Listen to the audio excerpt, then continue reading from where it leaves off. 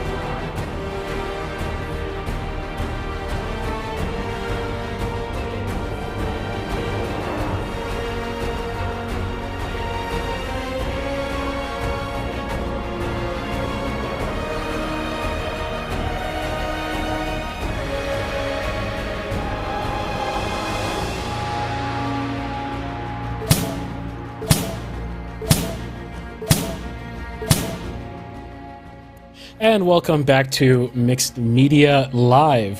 We're live streaming on Rumble, YouTube, and Twitch, and we're happy to be here on a Monday at 9:30. Now, I was going to say I finally got a chance to change all the times so they reflect our new time, Mondays at 9:30 p.m. Eastern Time. But in this new layout here, where we obviously have much more people on, I had to nix the live whiteboard for a second, just so I could make room for the more people. So unfortunately, you can't actually see the new times up on the screen. But it's everywhere else. So, first of all, if you're new here, Mixed Media is a weekly show. We talk about everything basically art-related. We each have our individual fields. We bring on guests like we do today. We talk about everything from art business to reviewing things, breaking down things, looking at amateur works, pretty much anything, you name it. And we love hot takes as well. And we have our friend Ben. Oh, wrong direction. There's Ben, the absent place right there. What? Ben has pointed out in chat that we have the wrong image up. We have the Oscars image up. Oh, yeah, you're right. Okay, well, that's embarrassing. I thought I had a relatively smooth start. Which might be in the minority of starts. But I'll fix that up in a second. But that's a great advertisement for our last show. Yeah, so today is going to be the same. We're going to have a bunch of hot takes and interviews, and I'll be talking about black and white film, and it's going to be a fun time. With that, I guess we'll introduce ourselves. So my name is Irving Nestor. I'm a filmmaker and media entrepreneur. I own a company called Ariella. How about you, Nathan? Oh, wrong way again. I'm Nathan Nestor. I'm a game developer and 3D modeler. Hopefully my video isn't too choppy. For some reason, it shows up really bad frame rate on my end. I'm not really sure what's up with that. It's usually not this bad. And I brought along two guests today. So yeah, introduce yourselves. All right, yeah, I am Alden Irazo, and I'm actually still a high school student at the moment, but I am just about to enter college here, and I am the founder and owner of CatholicGameReviews.com. Been working on it hard for about the last 2 years, and then we got Colin here, who's one of my subjects.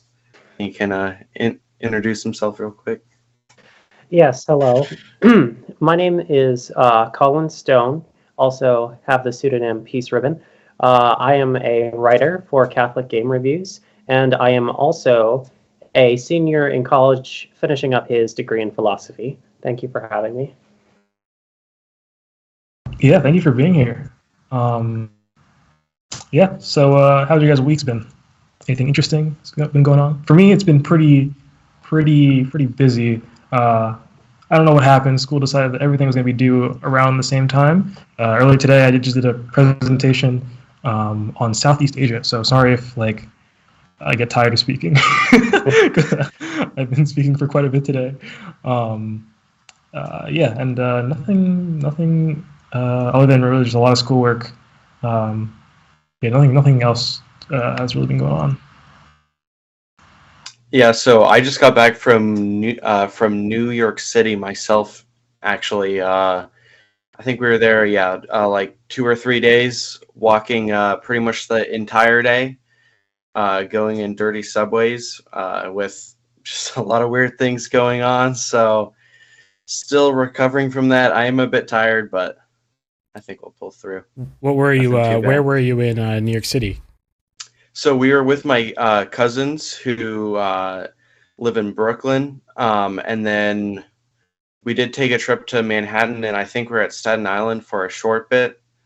Kind of just walking around, seeing the city. We saw Wicked.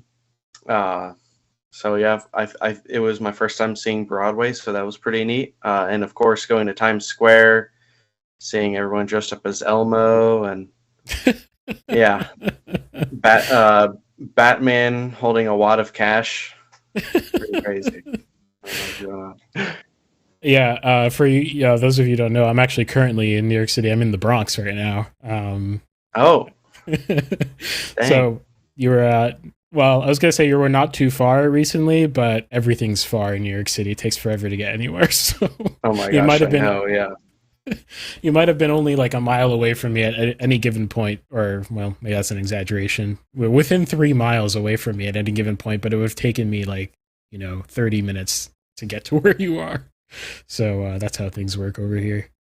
Where are you? Was it a far trip? Where are you from originally? So I'm from Northern Virginia. So I want to say it's I don't know, maybe about a 4-hour drive. Not too bad. Getting out of the city is kind of tough, of course, but after that, yeah, it's nothing too crazy.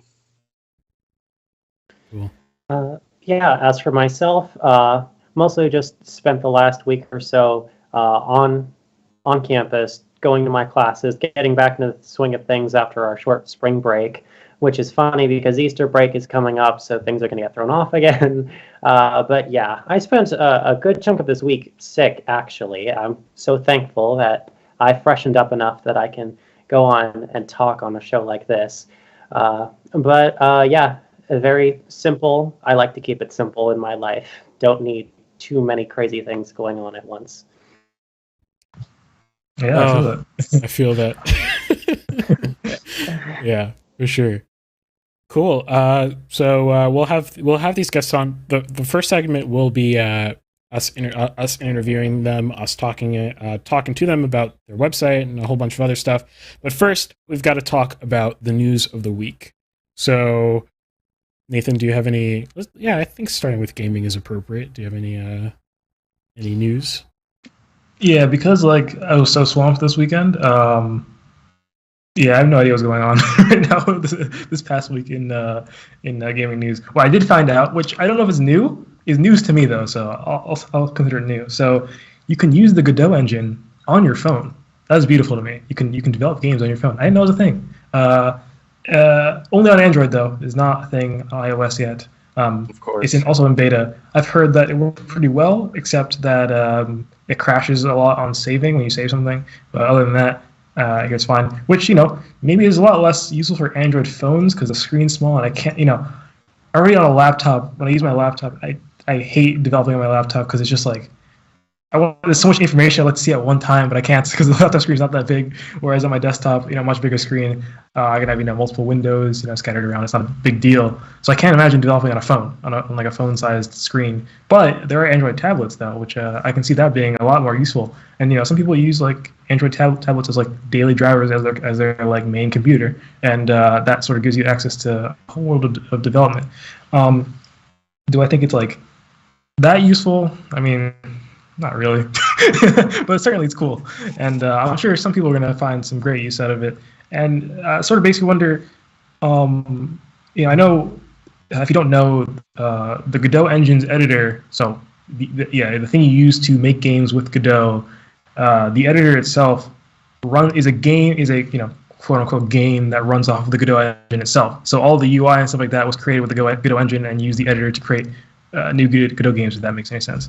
And given that Godot can export to web, me wonder what is the likelihood that we see like Godot editor within the browser entirely to offload any sort of resource intensive tasks and stuff like that. I think it's unlikely, but I think it's an interesting thought. But that's my quote unquote news. I don't know if that's new at all. Cool. You guys notice anything in gaming? Yeah, so I think just yesterday, actually, a Kirby song won Best Rendition. I think it was Meta Knight's Revenge, it was a rendition. I believe it was like the 8-bit Big Band, I think is what they're called. What award show are we referring to? Huh? What award show or award thing are we referring to? I forget. It's called the Grammys, right? I never watch. Oh, okay. Yeah, because I knew that was happened recently, but I was kind of in shock. Yeah. I think it's because either the Grammys or the Oscars got moved because of COVID. So that's why they were so close to each other. People weren't really aware of it. But yeah, it was going on yesterday, and it was trending on Twitter. Yeah, it's kind of crazy, especially with the new game coming out, that a video game song, right? Yeah, it's getting recognized on quite a big scale. I went and gave it a listen. It was a very good track. Yeah.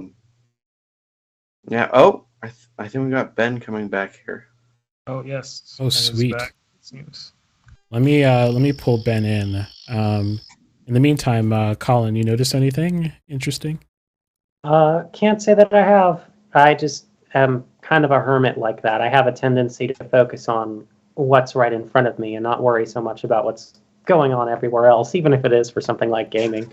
I mean, I gotta make sure I'm on top of the stuff I'm playing so that I can review it for Alden over there. Yeah.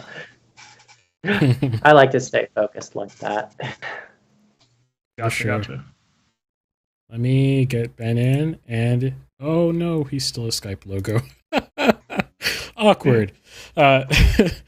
Let me get that fixed. If you guys are watching and you're wondering, wow, I don't see these sorts of things in the final podcast. That's because the magic of editing happens, and in the final podcast, all this gets cut out. So let me pull Ben in real quick, and then I'll ask him what his news stuff is. While we're waiting for this, I'd like to give a bit of an advertisement for ourselves. Make sure you join our Discord channel. Make sure you follow us on all relevant social medias. The link to that kind of stuff is usually on the side, but as was mentioned earlier, that got cut off due to the larger amount of people we have in normal. Where can you find this? You can find this at mixedmediapodcast.com. I think that's our link. Is that our link? I don't even remember. Yes, that is our link. Yep. Okay. Yeah, mixedmediapodcast.com. That'll have a link to anything you could want to see it on. Rumble, Twitch, YouTube, Spotify, Podbean, Instagram, Discord. I think that's it. Oh, and locals, where you can support us. Yeah, that's it. Grift complete. All right. Ben, welcome to the podcast. Oh no, is something happening? I think he mentioned in chat that his mic is not being picked up by Skype or something. Oh, yes, Okay. Audio. Okay. All right. Well, while he's looking through that, I'm going to talk about my news. I've actually got a good bit of news. At least we can see him, which is awesome. So a few interesting things. Something that broke the internet. I don't know if it came out Sunday or today or not. I saw it today. Was Elon Musk became the majority shareholder in Twitter, which is kind of insane. One of the biggest pieces of news for a while now in the media space. He now owns 9.8% of Twitter, according to his filing, which makes him the majority shareholder, which in the constitution of Twitter, as far as I understand, makes his interests of priority contractually. So, which is interesting because he's been talking about free speech platforms, et cetera, for a while now. So yeah, we'll see what happens to Twitter. I'm still staying as far as for Twitter as I possibly can outside of work. Yeah, so that's the interesting news with Elon Musk. Another social media piece of news, which could quite possibly materialize to be 100 times more important in terms of ultimate impact, is a gigantic class action lawsuit against Facebook.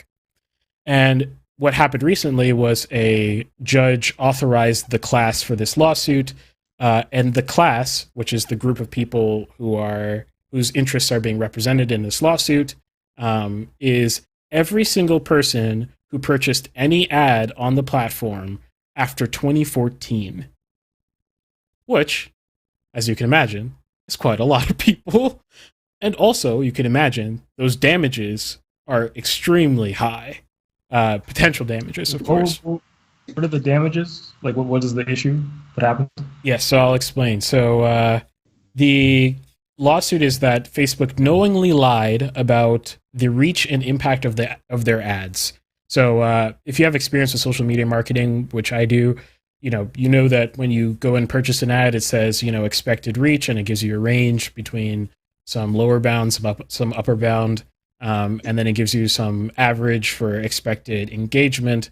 And so oftentimes you plan these ad campaigns around how much money do you have to spend in order to get engagement within some range of tolerance, right? And the problem, though, is that these metrics didn't just miss the mark a little bit. The allegation is that they missed the mark by 400% on average. 400%.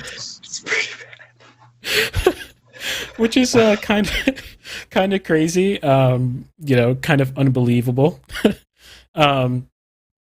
But that is the allegation, and apparently the very expensive, very large law firm that is taking up this suit has done a lot of the research to come up with that figure.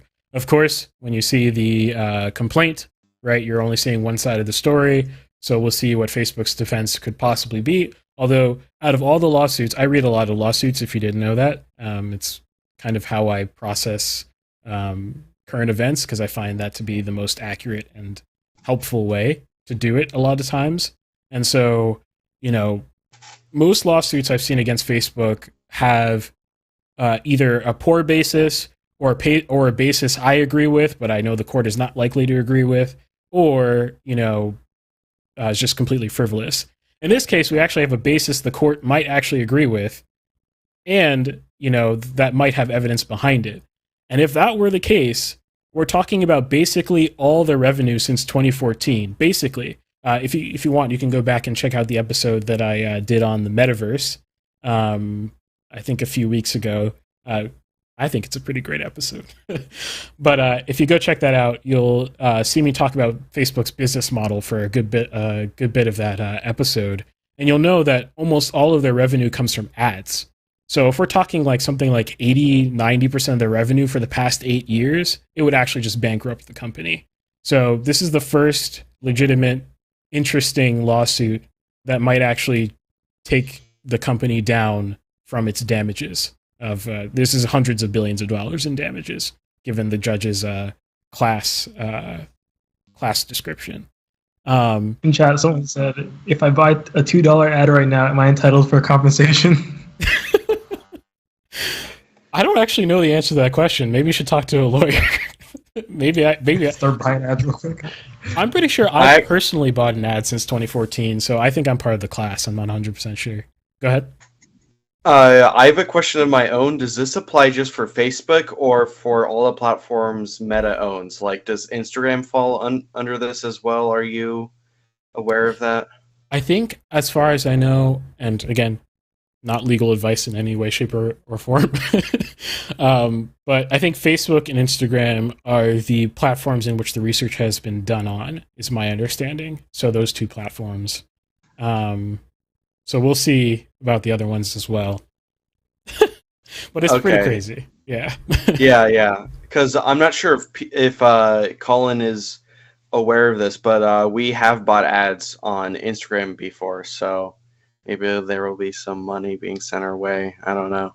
Well, not to destroy your hope, but in the metaverse episode, I talked about how the average dollar quantity that Facebook makes off of on a per user basis is extremely low.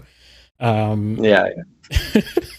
And so the problem is that, you're probably not going to get more than what you put in. In fact, you're probably going to get like half of whatever you put in, I'm sure, because the settle or whatever agreement is going to pay out the lawyers first, unless you sued them separately, which is, up to you if you want to get a lawyer and sue them separately.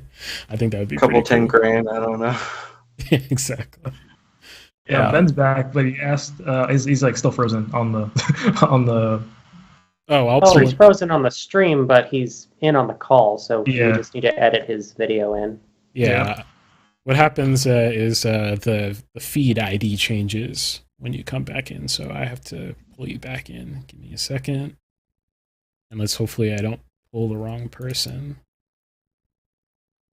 And I pulled the wrong person. That is the wrong person. The silly thing is my editor shows me like guest ID numbers, and they didn't mean nothing to me, of course. So, okay, there we go. How's it going, Ben? Okay, can you hear me? Yes. Okay. You want to introduce yourself and give any interesting news? Yeah, I'm Ben Costello. I'm a flute player and a media composer. Obviously, the big music news, I think, right now is, I guess yesterday was the Grammy Awards, pushed back a couple months. It's really generally not my kind of stuff. I just scrolled through it. Obviously, I think the big winner, John Baptiste, who won 4 awards, and I think he had 11 nominations, which I guess he won for Best Album, Best American Roots Performance, Best American Roots Song, and Best Score Soundtrack for Visual Media for last year's Soul, which won the Oscar last year. I don't know. I guess just because of the fact it was pushed back so far. I don't know exactly how that works. It seems like it came out a while ago, right? Like December 2020, I think. But yeah, he's kind of the musician of the moment in the era, I suppose, even if he's not the kind of person that people talk about, like in a general sense. I don't know, musicians like him. And someone named Olivia Rodrigo was Best New Artist and Best Pop Solo. I don't know who she is because I don't pay any attention to pop music, but that also made some news. So yeah, that's kind of the big stuff right now. Cool. All right. I suppose it's time to jump into the segment with our guests before we go on too long. So let me get that ready, and then we'll get going. Oh, I'll say for the end of this, if you're listening to this in post, this is likely the end of the segment. And so if you want to check out all the topics we're going to be talking about later, you got to go to mixedmediapodcast.com, where you can find all the podcasting platforms that we're on, all the video platforms that we're on, and absolutely join the Discord. All right. Let me set up the next segment. Y'all ready? Yep. Here we go. Mixed Media Gaming. Welcome back to the Mixed Media Podcast, or I guess if you're watching live, you've always been here. But if you're watching post, welcome back. Currently, we have a interesting one. We have my first review, which is interesting. We've had quite a few reviews before, or not review. I'm gonna say interview. My bad. We had quite a bit of interviews before, but never for the gaming side of things. So this is interesting. And the people we're reviewing are these two people we have here. We have Colin and Alden, who are part of the Catholic Game Review organization. So you want to call it? Sure. Yeah. Team, yeah. And I sort of doesn't maybe a general theme of like how things have changed throughout time in the games industry. But in terms of my questions, they're pretty scattered around and it's sort of everywhere. So it'll be a bit of everything.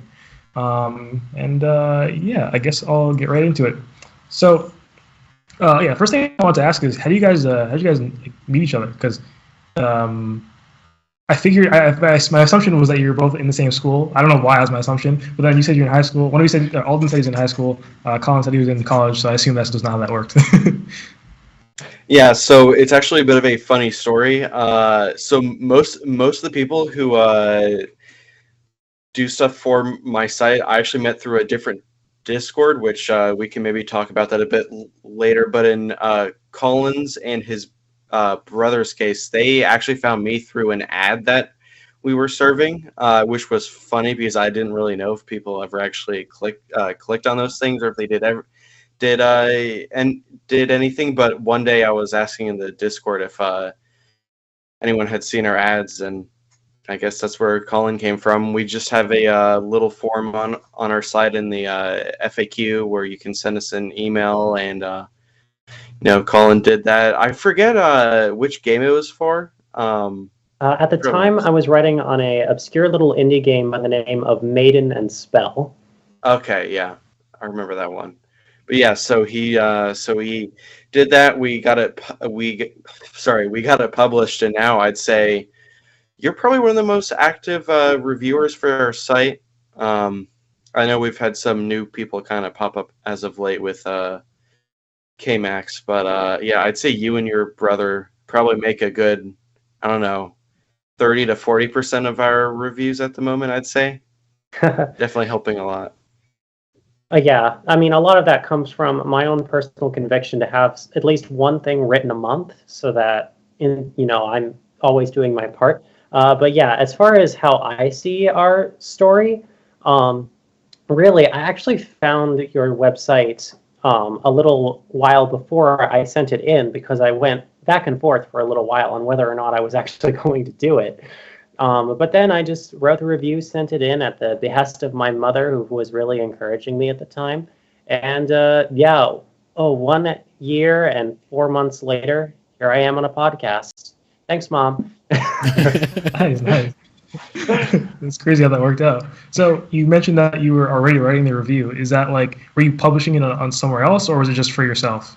No, I spent like a month of prep trying to get my first draft ready to show, because I was very thorough like that. But as it turns out, Alden is just very chill and is very willing to work with whatever you send him in. Not that you can just send him garbage and he'll publish it, of course. Yeah. But he's very good at cooperating with the writers. And just for some context, the way I set the rules out, people actually have to send us like a sample of what they're going to review, because I've gotten a decent amount of people who said that they wanted to write for our site and then they just didn't, contact us after the moment. So I don't really want to have people joining the Discord without really being able to offer anything. So it's kind of just a way to make sure that everyone who wants to help out the site is really serious about what they're doing, and just keeps out some bloat from random people joining, because I share a lot of stuff in our Discord, so I try to keep it pretty tight.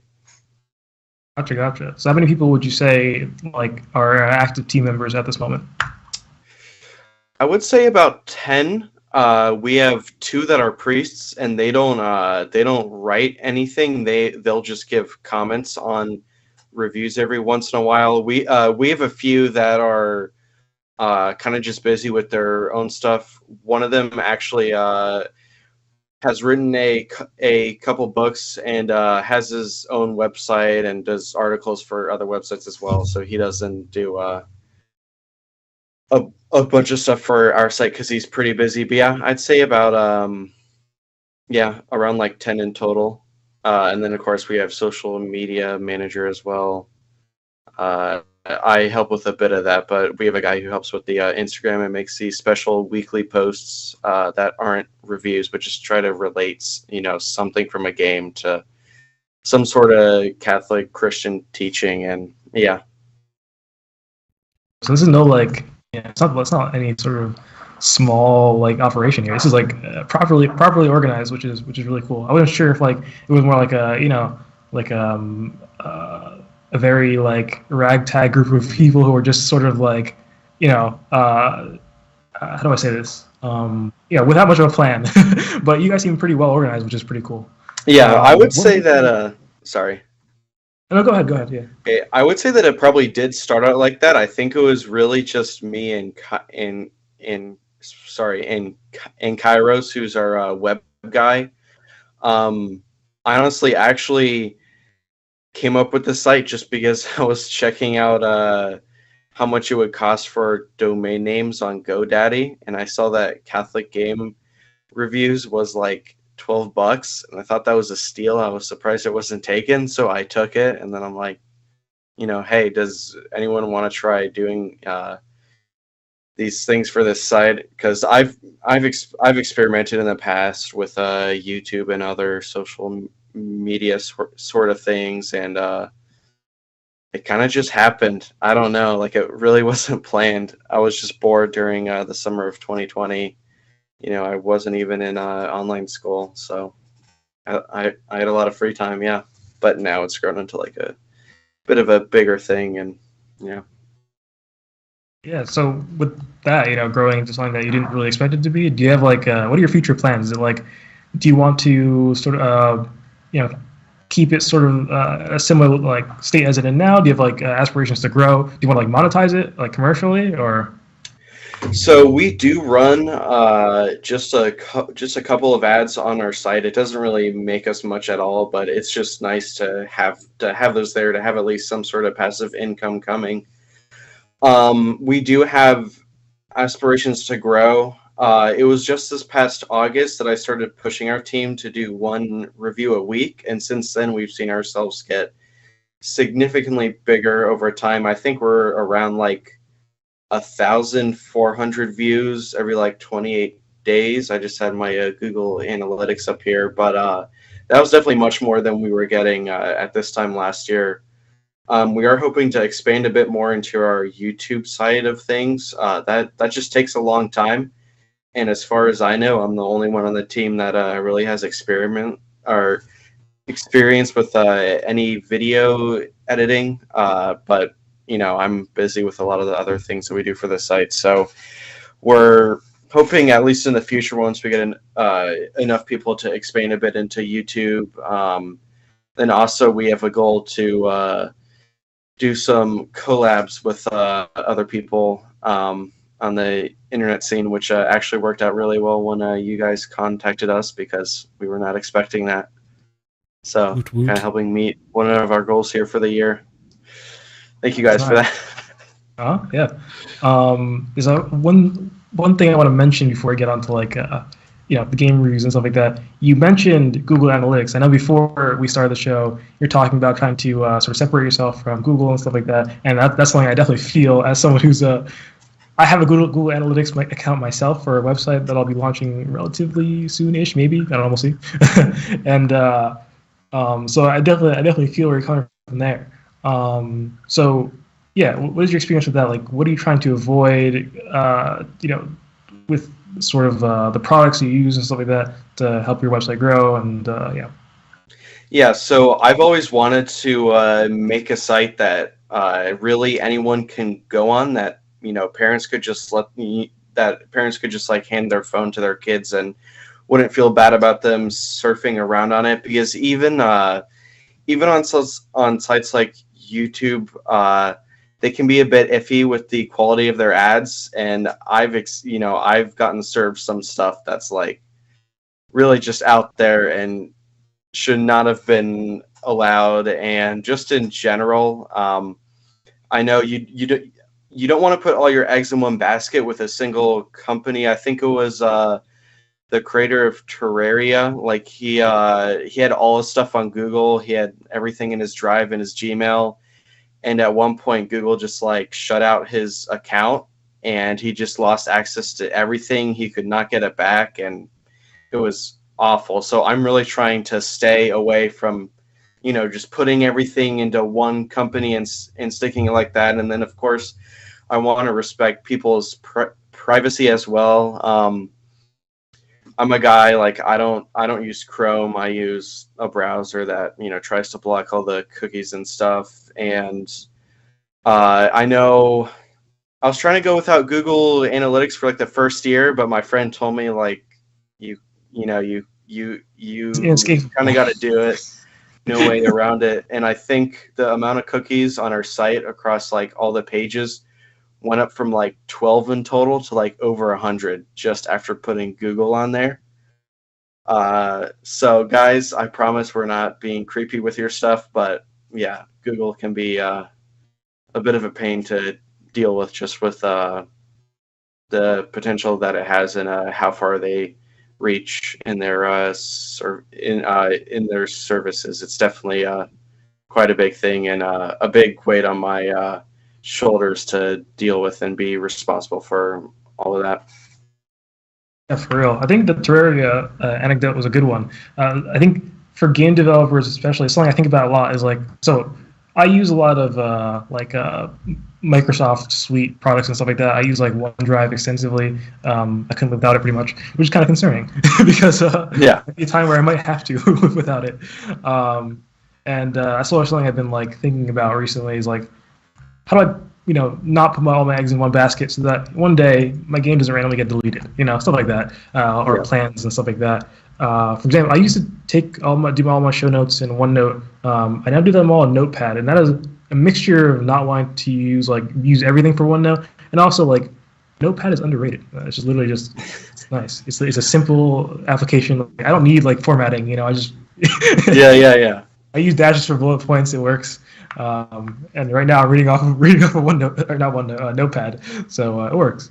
And all right. So that's pretty much all the question I had for like sort of I guess background info about the whole thing and stuff like that. So one thing I want to ask is what is like what if the I hardest have a part? question on background and stuff? Oh, go ahead. Yeah. So Goatpad. That's funny. 909 crime. Yeah, no, just from the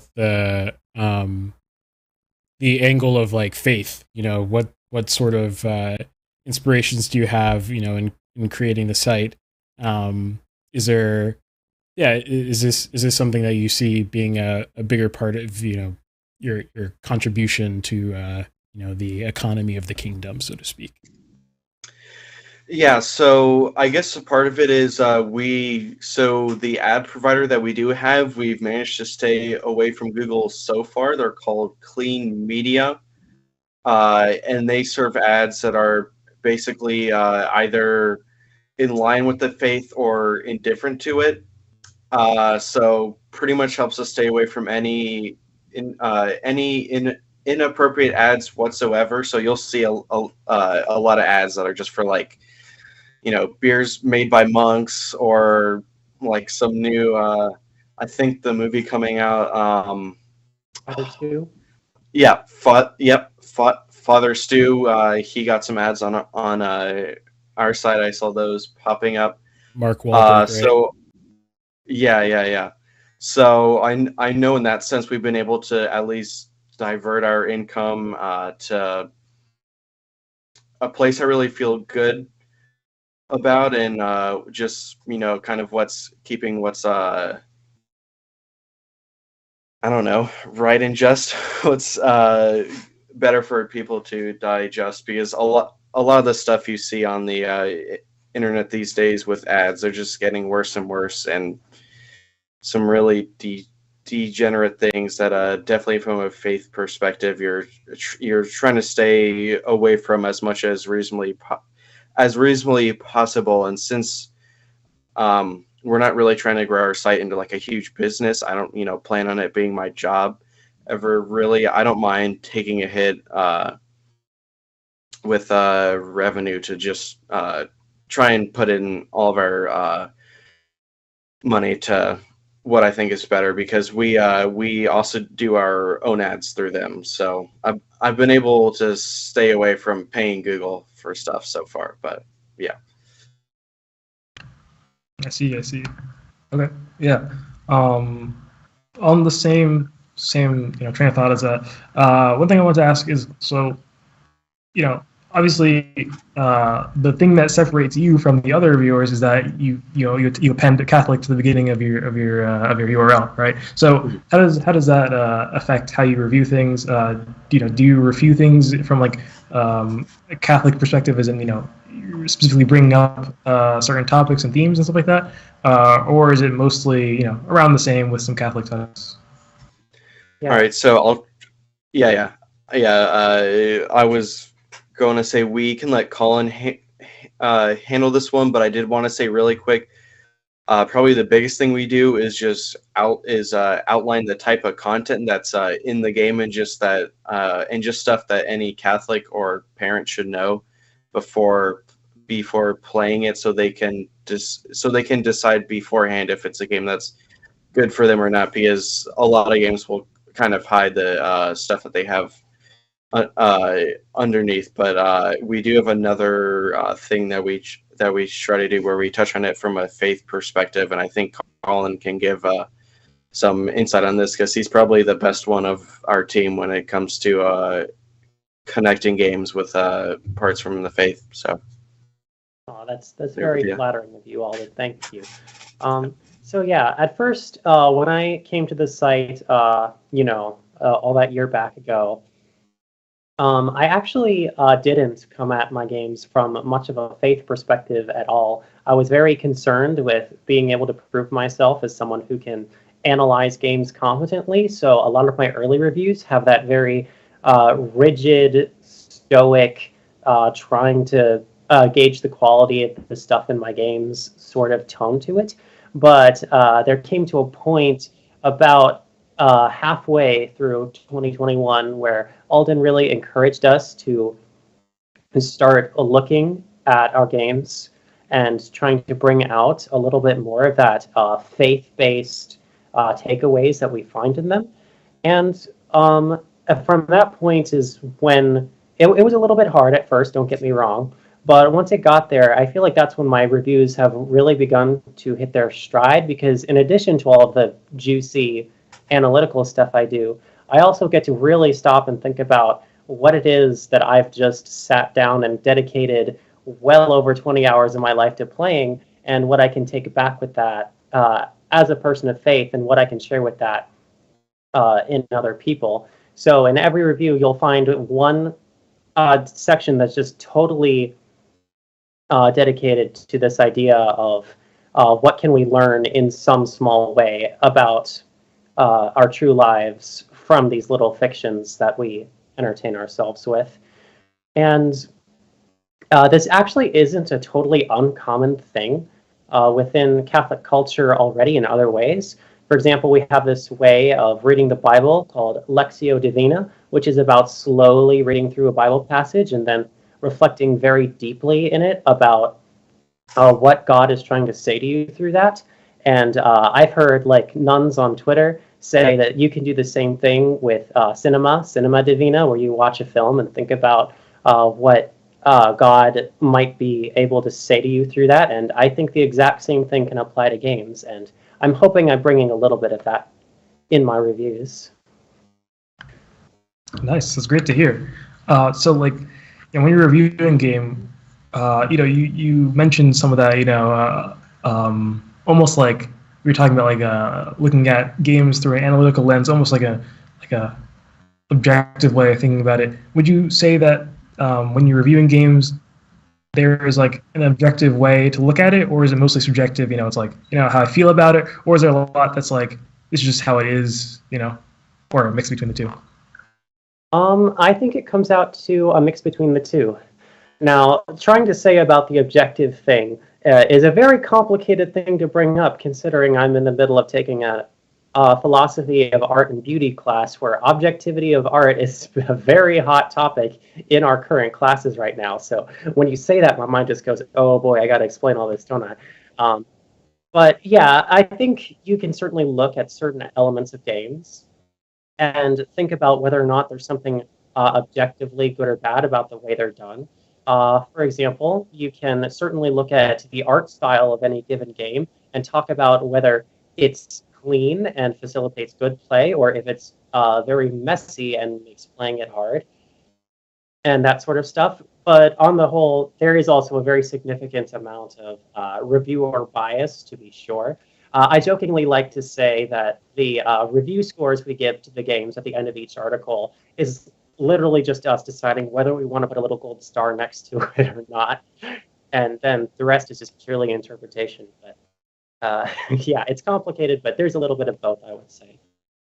Yeah, it sounds tough. I've done a few reviews for the podcast, and I always have some trouble with them in figuring out, like, is this something I should talk about? Is this just me? Is it like something that like isn't really an issue with the game? It's just me thinking about it. And certain things I'm like, yeah, I think this is like just objectively like a problem, or objectively good, So I would agree with that. Yeah, I think there are certain objective and subjective qualities to games. So I'm wondering, how do you manage like reviewing these games? Because at least for me, it feels like it takes a lot to like think about the game while you're playing it and still try to enjoy the game. Because I feel like if you're thinking about it too much, you might, in your own enjoyment by sort of slowing down too much, maybe slowing down slower than, the game developers intended you to slow down in a way. You're messing with the pacing sort of thing. And I think okay, here's an analogy. I think it's a similar experience, me reviewing games, to me reading books for high school, where I would have to take notes on the books and, so prepare for like a test or whatever. And I would always not want to read the book because I didn't want to take the notes. It wasn't that I didn't want to read the book. It's just like I didn't want to have to stop in the middle of the book to I'm enjoying this book. I don't want to have to write something down. I'd rather just, internalize it in my brain and move on. So I'm wondering if you have similar experiences with games. Do you find it hard or maybe easy just to like, think about what you're reviewing? And do you even write things down while you're playing the game, or is it just something you write down after you've completed playing the game? Yeah, that's a good question. For me, I tend to have a pretty sharp mental trap for just remembering certain experiences and stuff that happened to me throughout a game. I think the only time I ever took notes was when I was playing a game during last year, which ended on a cliffhanger. And it's like, okay, so I'm going to want to review this in tandem with the sequel to give a good idea of the story. So I wrote down my impressions and left it at that. That should be coming to fruition soon, by the way.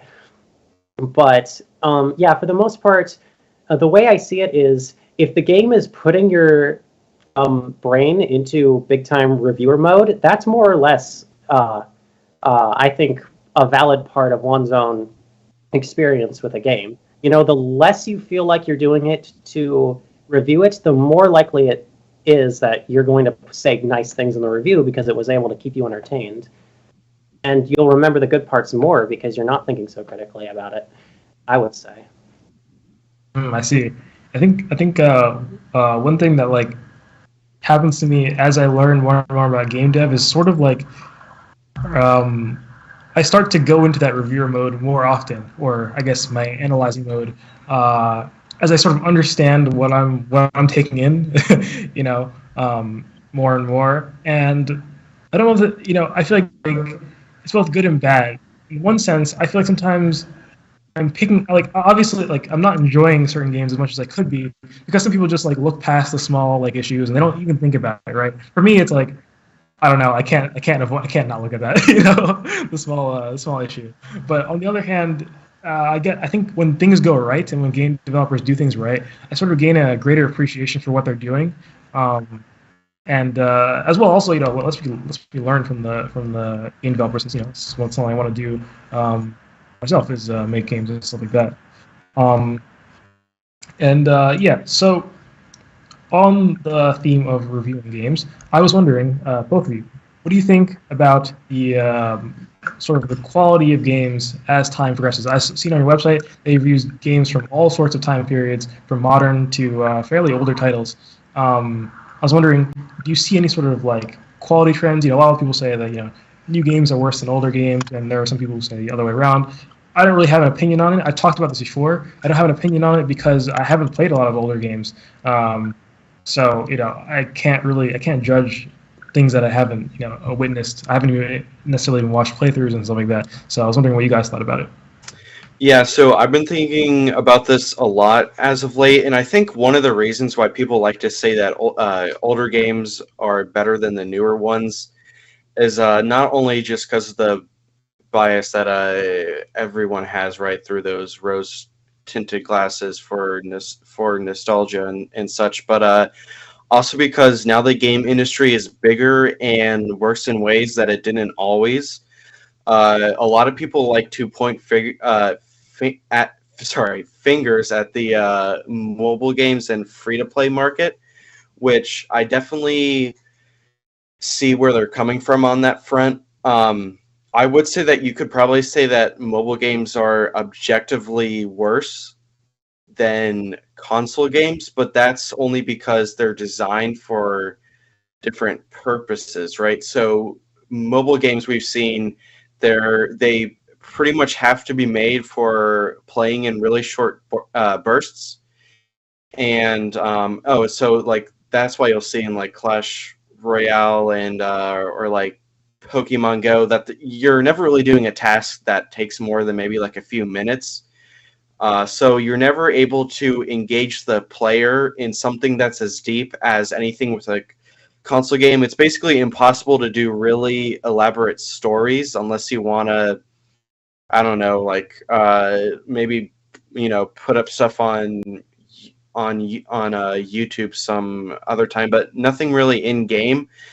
They kind of just have to make everything around concentrated bursts of fun, so kind of just making the dopamine going a bit, and then of course also the way it works, mobile games kind of have to tend to be a live service, because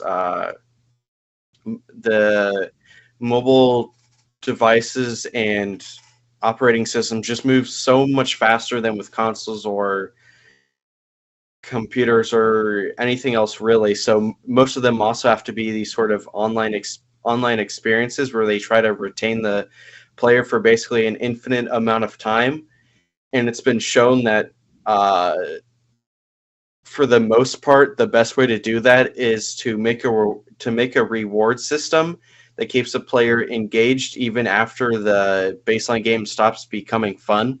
So, for example, in Pokemon Go, if you've been playing it a lot since 2016, you probably don't find it very fun anymore to spin the ball and try to catch the Pokemon, right? Because you've caught like thousands or even tens of thousands of them at this point. The only reason you're doing it is maybe to get that XP so you can level up, or Stardust so you can make a different one more powerful, or you're trying to battle a gym so you can get coins to get some cool outfits. So when things get centered towards that, I would definitely argue that they're less, I don't know whether to say I would just say less good overall. Like, it's a less respectable way to spend your time just doing such like a mundane task for such a basic low level kind of reward. But I guess getting back to the main point here, overall I would argue that newer games can be just as good as old ones, and in some senses be better since we have new tech that wasn't always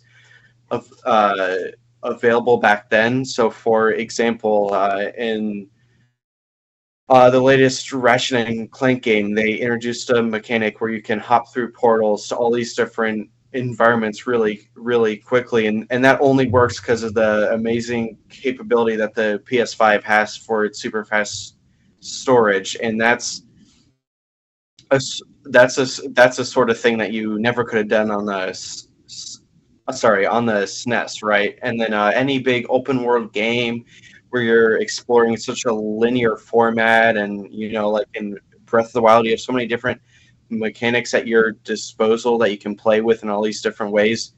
Again, that's not something they could do back in the day. So I would say, since the console market and just the market for the hardcore gamers is still flourishing and probably doing better than ever, I think most people can attest that this year is just full of great games that, are not just full of microtransactions and are big and expansive and tell big stories.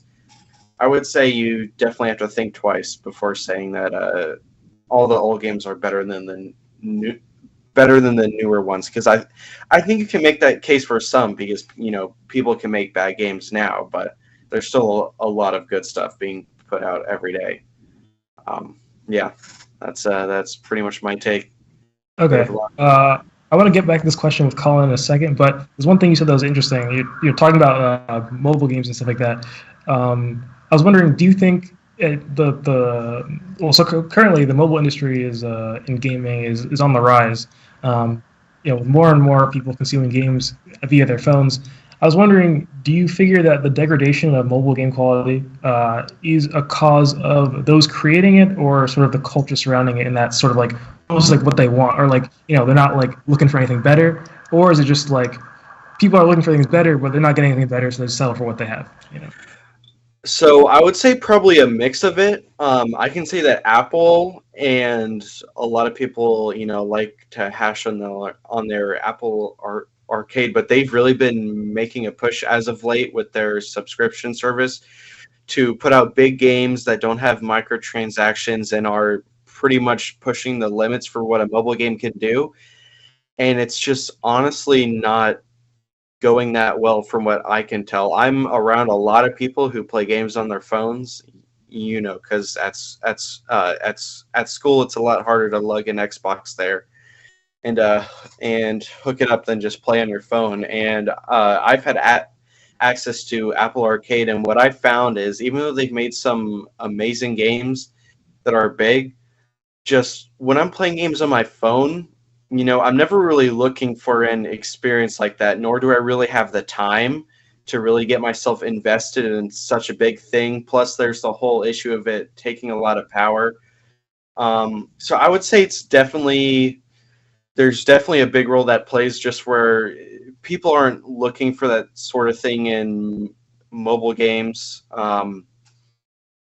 It just doesn't work as well for the situations, like when you're outside on a bench, kind of hard to, start playing Breath of the Wild there and really get, all the complicated controls underway. I would say, of course, game devs are always they're to blame for some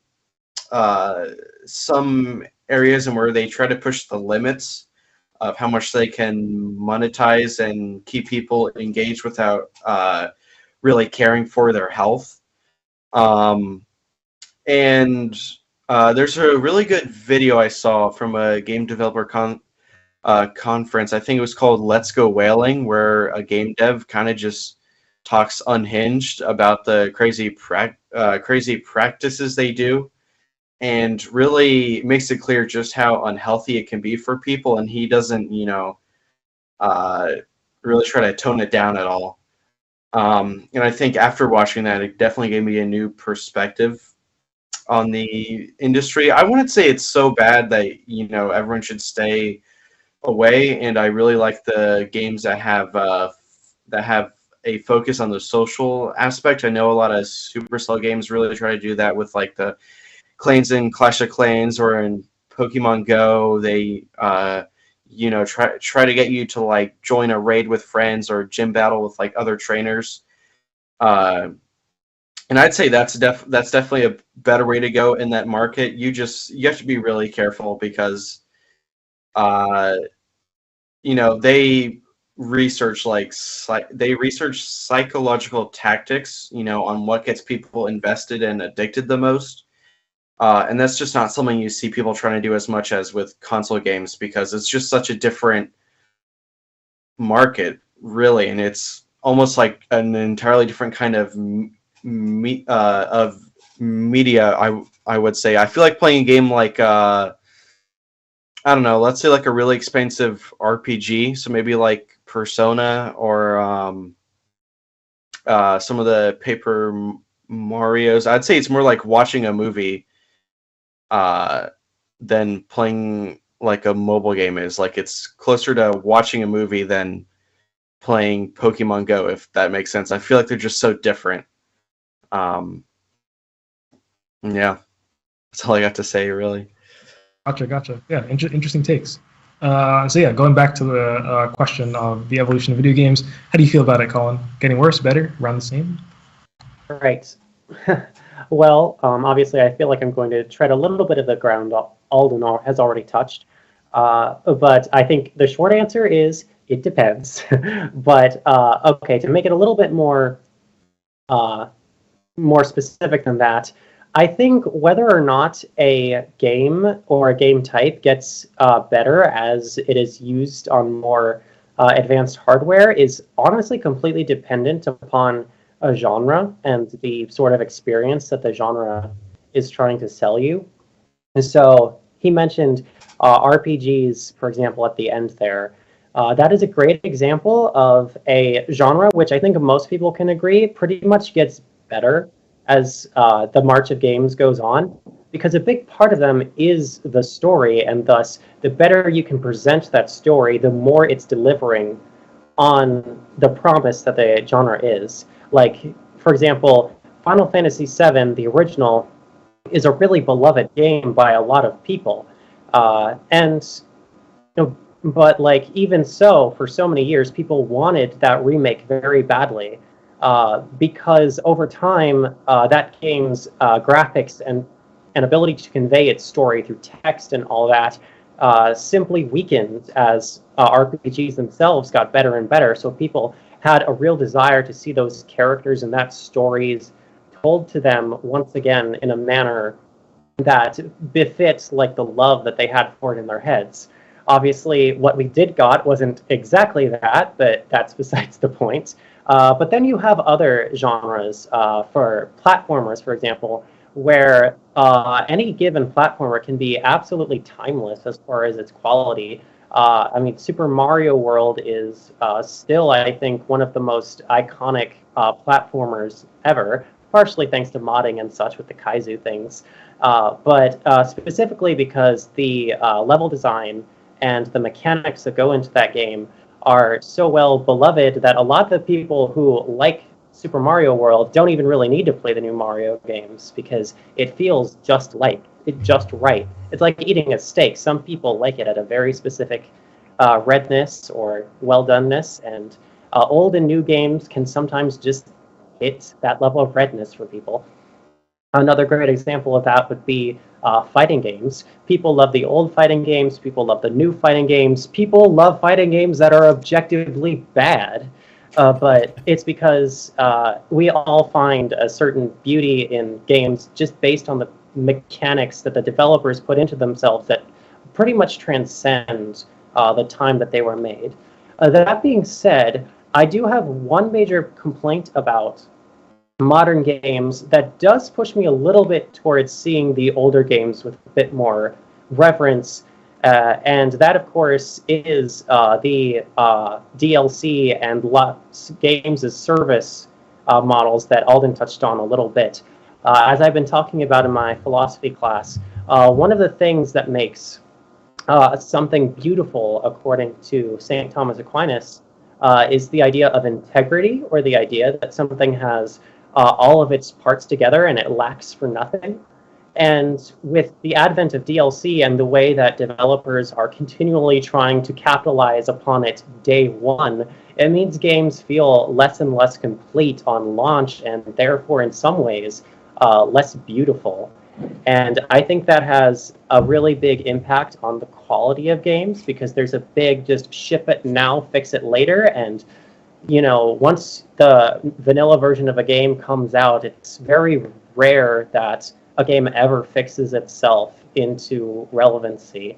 No Man's Sky, you are the exception. Yeah. So one reason that a lot of companies give for as to why things have gotten how it is with day one DLC and stuff like that, and broken games and shipment is they sort of point the blame at the consumer and say, well, you're not paying us enough. To make a fully featured game. Video game prices haven't changed up until recently, where we start seeing $70 games, whereas before it's been $60 throughout, despite inflation and stuff like that. What are your thoughts on that? And sort of, is it justified? Should they just be making smaller games if they can't make bigger ones? What do you think? Yeah, honestly, I think this is a much more nuanced a discussion than we give it credit for as far as the consumer-developer relationship is here. While I understand that ultimately most people would agree it's the duty of the developer to meet the expectations of the consumer, I do also think gaming has gotten to the point where consumer expectations about what should be in a new game as far as like graphics and content length and such is getting to be quite high and maybe a little bit more than the current budget can handle. But to that, I would definitely argue that the best solution in that case is for each developer team to know their limits, and instead of pushing their games budgets off to these high and away places and hope that DLC or whatever will help them break even, they should probably try to work within the constraints and make smaller scale games, because there are plenty of games that have come out that are very small scale but have made a huge splash simply because the developers made do with what they had. I can think, for example, of this game I reviewed way back in the day called Celeste. I'm sure some people have heard it, but that's like a small little indie game, and yet it blew up as one of the biggest platformers of that particular year or even the year after. And you didn't need to make these ultra HD graphics to make a good game. And I think a lot of these AAA developers need to learn it's not always about delivering the fanciest. It's about delivering what's best, no matter how much it costs.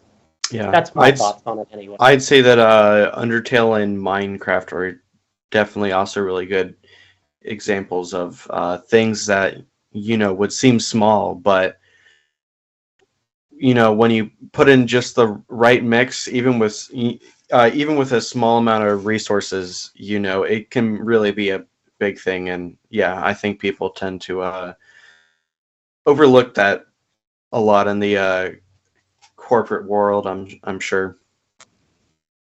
Yeah, if I may add a little bit, one complaint I've always had is that in the gaming world, it doesn't seem as though the relationship between the vendor and the buyer has matured enough where the vendor can be, well, it's not, I'm not assigning blame one way or another. I'm not sure. It's probably complicated.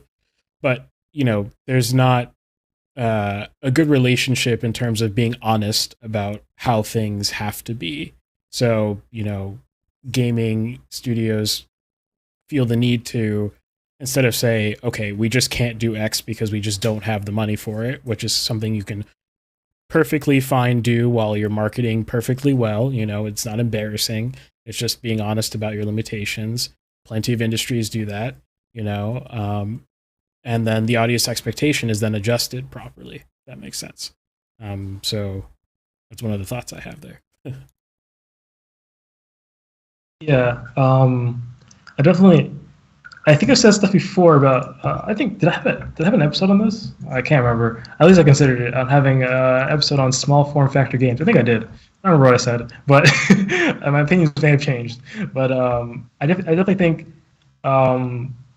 a lot of games do more than they need to. Like the buzzword I hate is open world, and I don't have anything. I don't think there's anything intrinsically wrong with open world games, but I do often feel, I think I remember at the start of the whole mixed media podcast thing, like the first few episodes, I was just railing on Ubisoft for like a few episodes because they're bad. So and specifically in the fact that I didn't feel like any of their games needed to be open world games. Other than it'd be better if they focused their budget into doing other things. I think I think part of the problem is like they're spending money on the wrong things. Like, okay, you could spend money on making it open world, or you can spend money on all these other things that I feel are more important, and maybe you sell more copies. I don't know, but obviously I'm not an expert. Ubisoft is a large company, and they managed to do something right, I guess, to get to their size. So maybe I'm just wrong there. Yeah, I think it's also, I'm sure a lot of devs don't really realize what they're getting into when they go open world. We've seen with how long Breath of the Wild took, and then even its sequel, which is reusing a bunch of assets in the engine and the map. It's been 5 years now, and it's still in the works, and they just had to delay it to last year, so it looks like it's going to be 6 overall. And this is Nintendo. This is like big AAA. I think people they just, it's a very, very hard thing to pull off, and I think we're just seeing some of the effects of people trying to follow trends, and this just happens to be a trend that's not very easy to follow at all, and that's why we see so many flop with it. Because when people try to jump on what's hot, they're not always really looking that much to see how hard it's going to be in the first place. And once they get that far into making a game and their budget kind of runs out, they're left with quite a bit of a quandary. So yeah, I'd say that's one of the reasons that we're seeing pretty mediocre stuff come out, is because people very easily get kind of just distracted with what they're doing, whereas Nintendo, they pretty much do whatever they want at any time, and I would argue they're more consistent with what they put out because of that, because they're very focused on themselves and doing their own thing rather than just following what's ever in the public psyche at the moment. Your point about like sort of bad trends that people like to follow, or not necessarily inherently bad, but things that are not always something you should stick to always. Always being an open world game. And that's interesting. Can you guys think of any sort of like maybe some good trends that are like something you see in modern games that is relatively new and you're glad it happened and you hope it continues? One that I do like is replay ability. So we found a lot of games have really been trying hard to include a lot of side quests and a lot of challenges that really help the consumer get the most out of what they've paid for. So a lot of games, if you don't tackle any side quests, they can be really, really short. But I think we've been seeing a lot that in games that really didn't have it before. So like in new Pokemon Snap, they introduced a thing where there's a bunch of quests for getting different shots of Pokemon doing different things, and then there's also like different star ratings for each one, and it really allows the player to get more out of that game than they ever could have before while still enjoying it.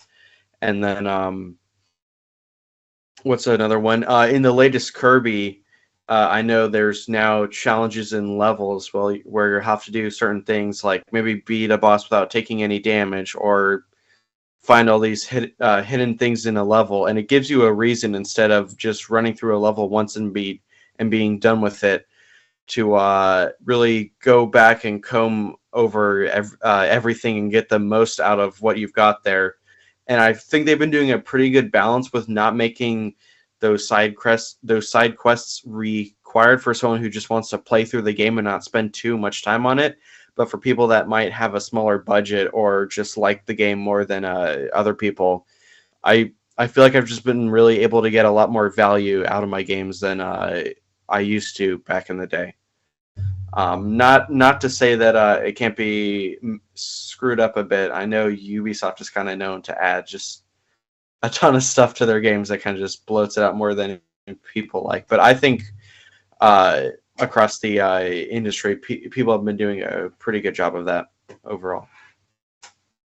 As for me, now I have some fairly mixed feelings on the idea of having game developers focusing too much on online spaces, because one of the things I wrote about in one of my favorite articles that I released a few months ago regarding the purpose of video games, the telos of video games, as we like to say, was that, the part of video games that bring us together, I feel should primarily come from local, like couch co-op and competitive, because ultimately too much emphasis on one's digital relationships can be a bit strenuous and have a real effect on your psyche and your daily life and even your friendships with the people who are actually close to you.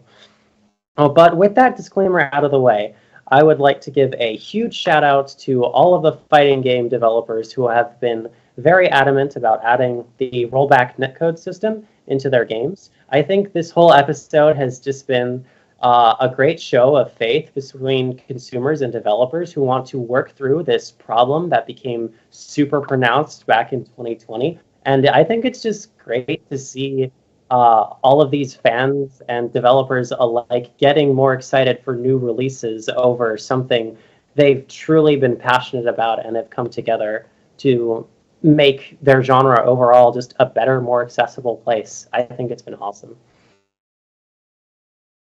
For real, I'm not too connected to the fighting community, so I actually didn't know that rollback was being more and more implemented on a wider scale. But that's great to hear. So that's sort of like a if you ever need someone to talk fighting games, for sure, I'd be a pretty good person to bring back for that. I would especially recommend my brother and fellow writer, The Good Homs, also known as David.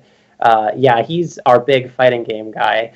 That guy can write King of Fighters reviews for months. It's hilarious. He writes like 50% fighting games. It's crazy. Nice. I guess it's sort of like a specialization within what you guys do. There's so many. I tend to be a little bit more varied myself, but I'm also that crazy person who gets kind of a kick out of reviewing super long RPGs too. I really don't have to put myself through it, but I do it because it's a labor of love. Gotcha. All right, I'm going to switch subjects quite a bit right now. Sure. To something I noticed on your website. I was just going through looking at reviews and stuff like that, and one thing I noticed was there was that one. It wasn't a review necessarily. I guess it was a review about E3. So I don't know if you can call it a review on E3, an E3 review, whatever. It was on the topic of E3, the 2021 E3.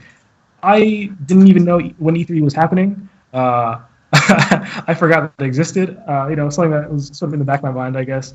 I didn't get to read through the entire thing, but I sort of my question is like, we're seeing more things crop up like Steam's like digital festivals and stuff like that, where no one has to be in a given location and stuff like that. And E3 and similar like PAX and stuff like that, they are starting to get their existence is starting to get a bit sketchy, whether how long they'll last due to funding issues. I was wondering what your thoughts are on physical events and how do you think they're better or worse than their digital equivalents? Do you think there's space for them to exist? So one thing I should probably mention is I'm not sure if you guys are aware of this or not, but E3 for this year was canceled. And of course, COVID is not as big of a deal now as it was last year, but last year they still kind of had it. And they say that they're preparing for a really big comeback next year. I don't know how true that is. There's been reports, I think at least this past year, that they're just being silent on a lot of fronts. So there's probably some stuff going on that we can't exactly be sure of. I know myself, I really like having events in person, and it's definitely different than just being online and just watching a video. While it still can be cool, you just can't beat being there in person, maybe trying all the games hands on. I think really just the fall of E3, it was probably inevitable anyway, even without COVID. Just with how competitive the market is these days, and how big of a role social media plays in advertising, companies don't really need E3 anymore, and they don't really want to work around it so hard as they used to. And I'm sure it's not fun to spend a ton of work on like this really great game, and then you have it announced at E3, but then there's a game that's just a little bit better, and everyone focuses on that instead. So I think it's unfortunate, but kind of an unavoidable event that kind of just has to take place with the changing world we're in, and I guess just the competitiveness of the market overall, because we're seeing games really have to try hard to make themselves seen over other ones, since so much stuff is like always coming out now, especially this year.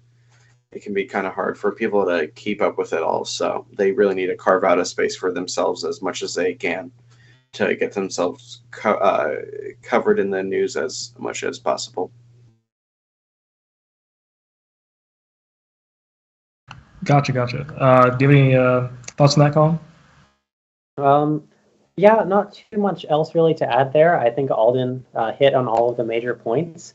And I mean, I think in particular, what he said about developers having to work around E3 was a really good point, because, with those physical events that are scheduled to happen at very specific times, one would sense the idea that game devs feel pressured to get like demo builds or even just vertical slices of their games ready so that they can make some showy trailers or get their demos on the floor and whatnot, which could obviously, I think, hurt a game's development, or rush it to the point where later down the line they have to delay it in order to fix things up. So I think if this new environment creates a space where developers are more allowed to announce games when they're ready to be announced, when their hype cycles are upon them, I think it'll be a much healthier change for it. Although, as someone who's never gotten to go to a big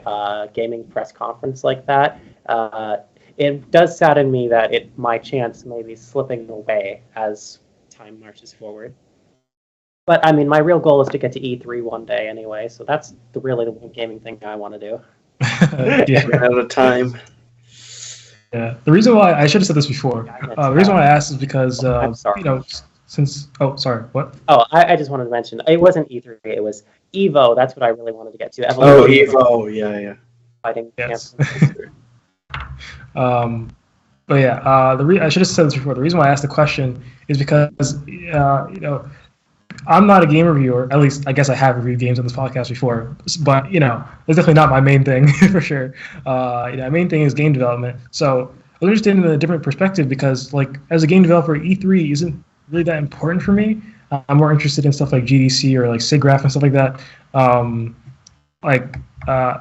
It's cool to see like, oh, these new games are coming out, but given that I don't feel any sort of urge to review them, like there's a lot less. I have a lot less emphasis on finding out what's coming out and sort of looking into new technologies and new strategies. It's very interesting. The more and more I've gotten into game dev, it's like almost like the less and less I care to play games, and the more I care to learn about them, which is and how they're made, which is interesting. A bit counterintuitive, perhaps. All right, we're sort of running out of time. We pretty much ran out of time already. I did not realize that it's been an hour and a half. I'm sorry, Irving and Ben. I kind of stole your time. I literally look at the time like, dang, it's 11 o'clock. So I'm going to ask some really quick ending questions. Keep them relatively quick answers, and then we can finish this up. So, firstly, Do you guys have any sort of will to create games commercially, or are you going to just stick to reviewing? Probably not. I would ask Kairos about some of his stuff because he makes again, that's the guy that does most of our website backend, but he makes games on his free time, and I've talked to him about putting them out on the site, just like giving links to them for people to try out because they're all free. I doubt he's going to try to go commercial unless he blows up, and with all due respect, Kay, that's a rare thing to happen. So not saying that your games aren't great, because they are, but I don't really see that in our future. That's not really something that we're trying really hard to do, but I mean, you never know. Something could happen. Maybe we'll get a smash hit, or someone will join our team who has good skills with making games. I do have contacts with some people who do stuff in the, well, I guess aside from you guys now, who do stuff in the media industry, and I do know one guy who helped work on Fortnite, but I don't think he wants to join the site, unfortunately. But maybe one day something will happen, and yeah, who knows. What about you, Colin? Any aspirations to join the game dev industry? Well, I mean, as soon as the studio wants to call me up and say, I want you in the writing room for our story, I'll be there. But until then, I haven't gotten any calls yet. Gotcha. So not something you're actively pursuing, but no, it is not. I've got other ambitions. Gotcha. Understandable. All right. So some rapid fire questions. What are your favorite games? Mine is probably, it's changed a lot. Mario Kart Wii is probably my favorite for nostalgia. But my favorite overall is, I believe I have it listed on the site as Pokemon Heart Gold and Soul Silver. Many people think of it to be the best Pokemon game ever made. I would say Legends Arceus might challenge that title just with how much it changed up everything. But yeah, I would list that as my favorite game for now, at least. My favorite game is The World Ends With You, which is a 2007 DS JRPG by Square Enix. I know it's not a terribly big title, but ever since I played it back when I was in 9th grade, I've always loved that one in particular because it is just a very unique experience, and the story really touched me as someone who was also 15, like the main protagonist. But yeah, I have a review of that on the website if you'd like to check it out. That's The World Ends With You. I think you have two, right? Because it got remastered. Yeah, it got a sequel called Neo: The World Ends With You. It's not a remaster; it's a full-on sequel. So that was one of the biggest releases of that particular year, and I had to write a review of it because it was my favorite game of all time. Got to see what they do to it. Yeah. Yeah. Gotcha. Okay, interesting stuff. Those are not like, oh gosh, can you guys hear me? I think my I can hear you. Yeah, I can hear you. You just froze for a second. Everyone froze for a second. Okay. Yeah, it was interesting because those are games I have to look into. I'm not familiar with them. On the flip side, what are your least favorite games? The worst games you've ever played? Worst games I've ever played. Dang, that's kind of a hard one. I want to say I don't really end up buying that many games that I don't think are great. Colin, I'm going to let you go first while I think on this for a bit, if that's all right. Yeah.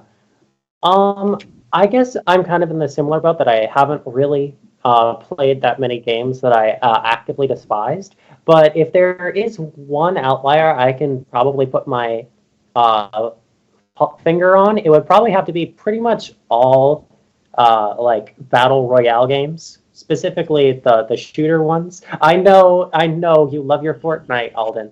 I do. For me, it's just frustrating because you drop into this massive map, you have to scrounge around to even barely get your weapons, and then you sit around for 30 minutes only to get sniped from halfway across the map. It's just so anticlimactic. I can't stand it. That same feelings, and I always thought, like, I feel like, I don't know, to me, it feels like Battle Royale because you cannot respawn in the matches are so long, and there's a lot of RNG involved with like what you get. I always felt like there was a sort of like a flawed genre in a way, which, yeah, I have played the game and had fun, like various Battle Royales and had fun, but especially if you're not good at it, it ends in you just running around for like, a good amount of time and then just dying. Yeah, exactly. Yeah. I do agree that there's definitely kind of a limit that you can't really get past with it, and Fortnite has been trying really, really hard to get over it as much as they can. I think that's probably why they introduced creative mode. But without going on too long of a rant, I'm going to say that least favorite game I've played, Super Monkey Ball Banana Blitz for the Wii. They were just trying to kind of do something with the Wiimote back then, and they kind of ruined a franchise that was very, very good on the GameCube. I think the recent remaster they did of the first two games were great, and there were a lot of things good about Blitz. Like, I don't mind the change of art style, like a lot of people did, but they just kind of doubled down on mechanics that I would argue are objectively worse than ways of control that are worse than their predecessors, and it kind of started them on a streak of like, almost like 15 years of just not good games. And yeah, that was kind of sad to see, because I do like those first two games quite a lot, and I enjoyed the remake, although I have not reviewed it at least as of yet. Okay. And last question, and perhaps the most important question I will ever ask, is, so, this podcast was founded on the idea of bringing hot takes to light in a informative way. So, what is your biggest hot take, your controversial take in the gaming industry, or in art in general, because this is an art podcast, so it doesn't have to be in the gaming industry, but it could be, obviously. What do you think? What is your hot take? I don't know how controversial this will be, but I generally don't think the move to having so much stuff online is necessarily a good idea. I should have mentioned this at the start, but I'll be doing cybersecurity engineering in college, and I can definitely tell you, having anything online just makes, it can make things inconsistent and leave you at risk for attacks. And it is just the most annoying thing to me when I am lagging in an online game, or their servers go down, or just I don't have access to stuff, and it can just be a huge pain. And I feel like the Switch is the one console that is still consistently putting out good games that don't need an internet connection, and I am kind of worried about the future, especially with like streaming games and not owning them as much. I'm very reluctant to try and start doing that stuff, and I really do not like the idea of just paying a fee and streaming a game that I don't really own, that requires another party to make things work right, and all these things can go wrong, and just not a fan at all. Yeah, we've talked about that kind of stuff before, and I don't think, I'm not a fan either. That's definitely a topic of our podcast a few times, is the online only stuff. Colin? I don't have very many really broad hot takes, I would say, on the whole. The best hot take I can come up with is very specific. I assume someone here has got to have heard of Star Wars: The Old Republic. It's the MMO by BioWare set in the Star Wars universe.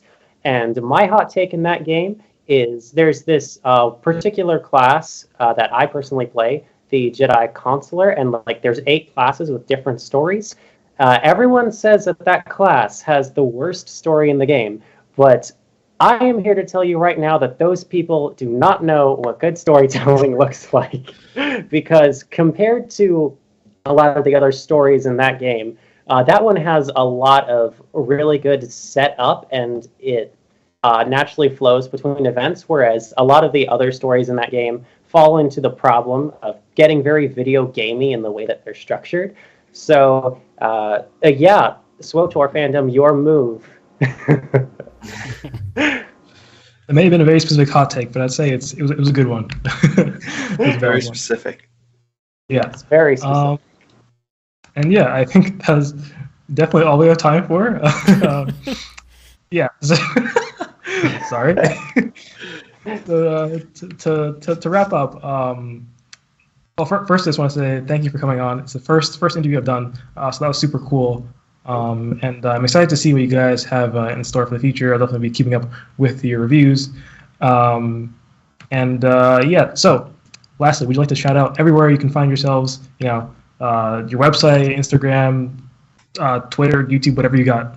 Oh yeah, so just our site is CatholicGameReviews.com. Again, it's just those words. There's no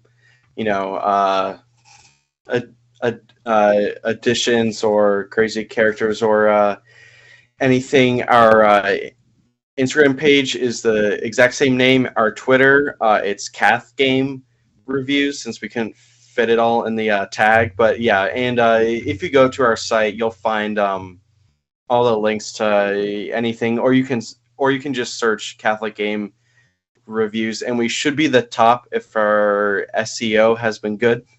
I think it has so far, so we should be pretty easy to find. But yeah, that's where you can find us. So yeah, Catholic Game Reviews is really the most public thing I do on the internet outside of just flitting around on Reddit or being on Discord, which isn't really a good place to follow people. So yeah, just go to CatholicGameReviews.com, look up the author piece ribbon, and read all of my articles, please. I would like you to see the evolution of my work. Definitely, yeah. He is a good writer. I'll tell you that. I try. Anyways, thank you so much. I need to be getting to bed, but it has been my utmost pleasure. Thanks for being here. It really means a lot to us. Yeah, thanks for being on. 100%. Always, yeah. All right. And with that, yeah, I guess we'll see y'all later. See ya. Yep. All right. So I take it, Alden, you're not gonna hang on, right, for any longer? Oh, he left already. Okay. Yeah. Sweet. Now they're frozen. Right. Now they're frozen. All right. We have some people who stuck around that whole time, which is pretty awesome. Shout out to 909 Crime, who I know has been commenting throughout this whole thing, which is pretty freaking cool. Shout out to you, and shout out to all the silent fellows who choose not to say anything and also stick around. That's pretty cool too. So let's see. So it's 11 p.m. I guess we'll have to rapid fire at Ben. We're gonna have to do a rapid round. If you're up for it, Ben. Sure. Okay. Let's see. Let's get the arguing with Reddit segment going, and see you on the other side of that. Let's see. I'm so happy that we got all 6 people without too many problems. 5 people, right? Oh, sorry. Yeah, 5 people. Yeah. Yeah, 5. Yeah. Was a little scared that I don't know if I would have bandwidth issues or something like that, on my end, but totally fine. All right. No, all the issues were on my end.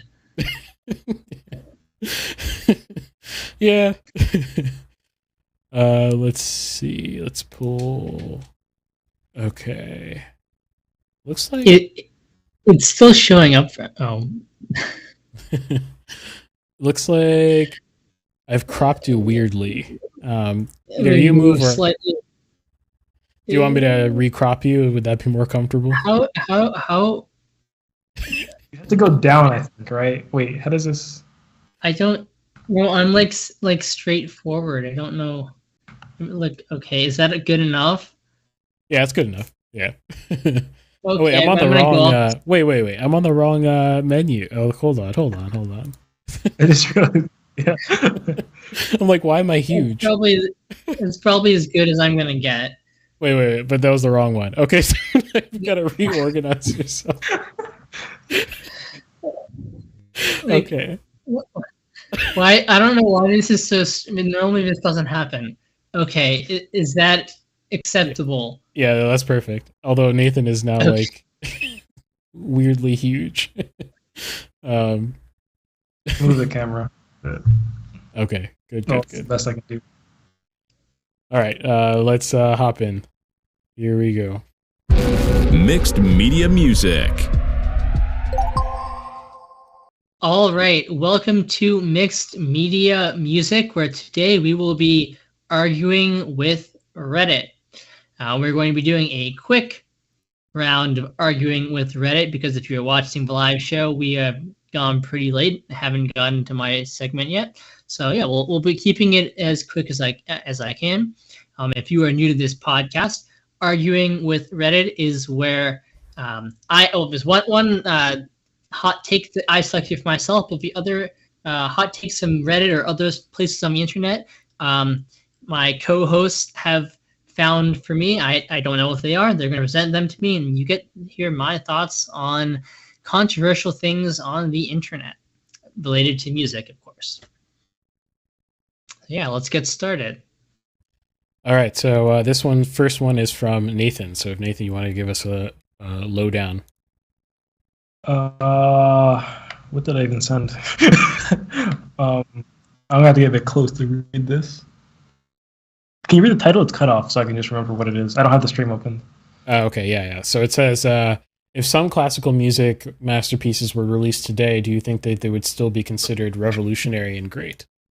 Yeah, that's pretty much the old gist. There's not really anything much more to say to it. I think there's a specific piece that's referenced, but I don't think it's really relevant. Just if you look at it, it mentions Beethoven's Ninth Symphony. Yeah. Okay, well, that's a two-part answer. Revolutionary, I can't think of anything that would be anything that is fairly old that if someone composed it today would be revolutionary, because that's just how music works. Like how any kind of human progress works. I mean, it's been done and it's been built on. So if it hadn't been there, but like all the stuff that came off of, was built off the foundation, even if the foundation didn't exist, right? Like the building existed and then you give us the foundation now, would it be revolutionary? No, it would be anachronistic. Like if you look at the example of Beethoven's Ninth Symphony, what's interesting about it? Like on a structural or on a in level of like what's so different about it? Length? Nope. Lots of symphonies are longer. Use of choir? Nope. Lots of symphonies have choir. These been written to have choir. Does he use some? Well, he mostly starts adding instruments in his Fifth Symphony he adds piccolo and trombone, but they feature very prominently in the Ninth Symphony. Innovative? No. Those are absolutely standard instruments now. Does he do some cool things compositionally? Yes, but are they radical? No. Would they still be considered great? Well, you have to ask yourself, what is the quote-unquote market for quote-unquote classical music these days, which is pretty much zero. Okay, so in that sense, no, nobody really, like the public is not going to care about it. Even if Beethoven writes his symphonies today, no. Would they still be of the same quality? Yes. Would some people like them? Yes. But there is so much history in this. We could go on for a very long time, but I will not go into this. We could go into the history, reception history and the institutionalization of classical music and the way in which institutions of music have become arbiters of taste and creators of a repertoire. But that doesn't really exist anymore. Yes, the average person can probably name Beethoven, but if Beethoven were alive today and writing music, would the average person learn who that is? No. Does the average person know someone who writes, nice tonal music today other than John Williams? No. The average person doesn't know someone like Alla Pavlova. No, they don't. So my answer would be no. they will probably not be considered great other than by the people who listen to them, which is very small number of people. Yeah, a pretty direct answer. All right, since we're going fast, let's pull up the next one. So this one is from Producer Wife, who found it for me. And so I don't know what it is. So let's see. Here it is.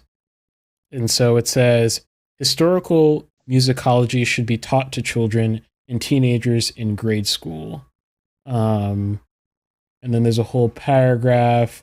I believe that by actively learning about the lives of the composers and listening to their works, children would have a better understanding on how music is an ongoing evolutionary story with many chapters that continue to inspire future generations and may include possibly themselves.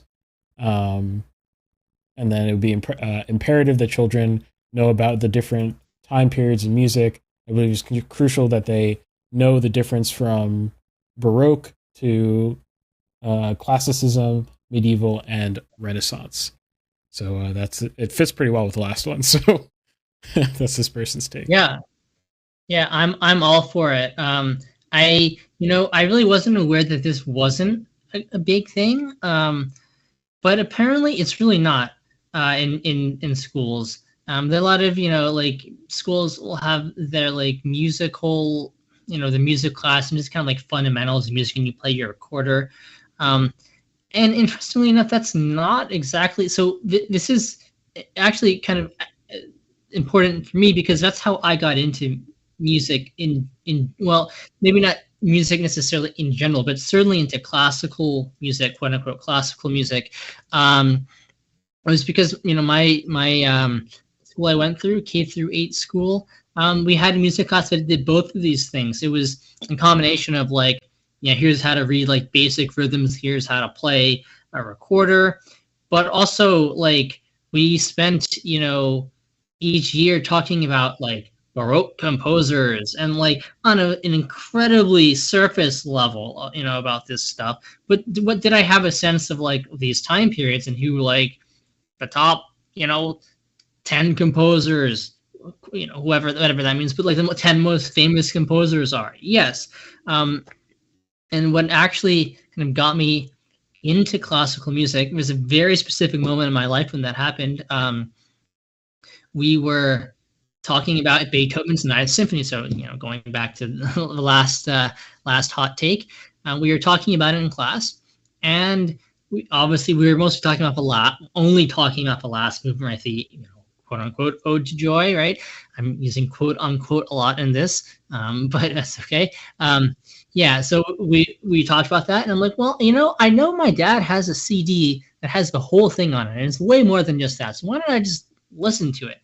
I don't even know why I thought that to myself, but I decided I went home and I just pulled the CD out from my dad's gigantic shelf of CDs of all genres, and I stuck it on while I was doing some homework, and but maybe about 3-ish minutes into the third movement, where I just, this has been in 6th grade, towards the end of 6th grade, and I just so struck by what I was listening to, I just put down my homework and said, wow, I just want to listen to this. It was a very defining moment in my life where I wow, classical music is amazing. And I suddenly I found, my dad had his collection of 100 masterpieces of classical music, and I started listening to every single moment of that, over and over again. That's kind of how I got to where I am. And interestingly enough, too, in the musical world, amongst a lot of musicians, that's also not I'm often struck talking to people I play with, out here. That's, again, not an experience people tend to have. They don't know anything about music history until they get to college and may have to take music history classes. A lot of them, they come from an environment where music is very present in their lives, but they just like playing music, and they may know the name Beethoven, obviously, but they don't, they don't know the enormous breadth of Western classical music.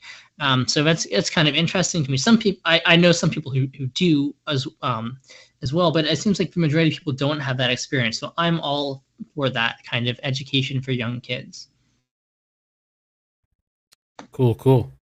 Yeah, my education was very poor on this matter. It was talked about, but very poor.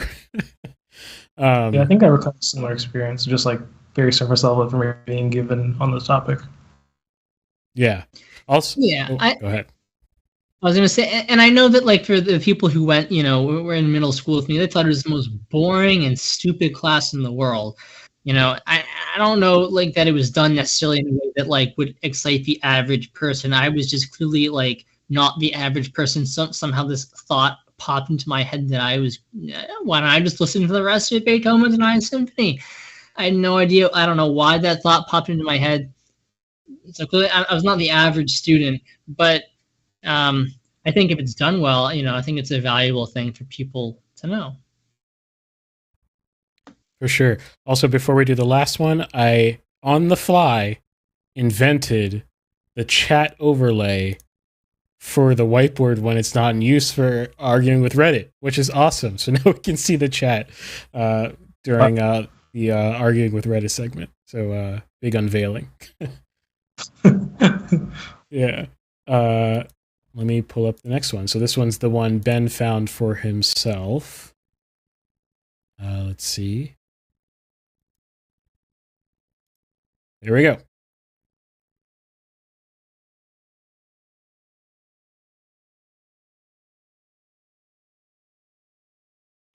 Sorry about that.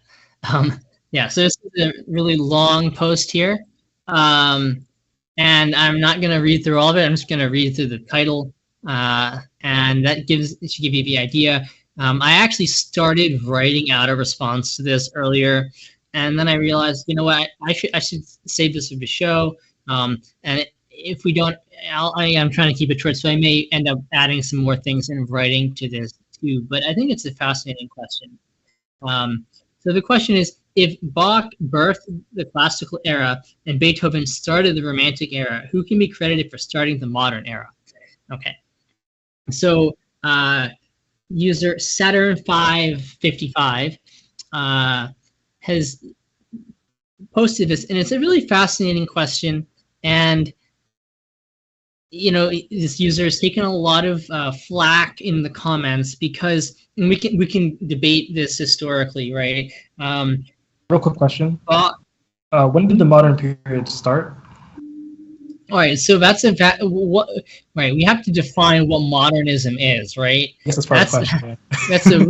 That's right. So we can, and this person is kind of been attacked from multiple angles on this post. So right, that's one angle. We can ask what modernism is and where the line is, and the problem is that modernism, within quote unquote modernism, right, there are so many strands of thought and musical, aesthetics. And they all, are coming from different lineages and go and branch off and further into different places. So we can note that is a challenge to this question. We can note historically that Bach is pretty irrelevant because, during his lifetime, he's pretty much just an organist and not really noted for writing much. It's not until, almost 100 years after his death that there starts to be this real sense that he was an important composer. So in his lifetime, not influential terribly. His children are important for kind of going into this era, which, again, it's really hard to say like how these eras, as easy as we might make it sound in that hypothetical, music education class we were just talking about. The dividing lines are really, really not neat because just like in any genre of art, right? Intellectual ideas happen at different times in different places and lead to different things. So we get this Rococo strain that's happening in France and also kind of impacts England. And that's, what his son CPE Bach starts out as, and he kind of brings us into the classical era proper. So Bach himself is not the most, not really the composer who's kind of pushing everyone into the classical era. He is definitely almost kind of a little bit backwards looking, even within his own time. And Beethoven starting the Romantic era, well, that's a popular way of phrasing it. But we could get into all sorts of historical questions about that. And he's living at the same time as Schubert. I think Schubert is in some ways more romantic than he is. What is romanticism? That's another fantastic question. But this person is asking about modernism, and the person kind of complains a little bit that people are just only interested in tearing apart their initial premise and not actually answering the question. So I'm going to answer your question, but not in the way that you are expecting.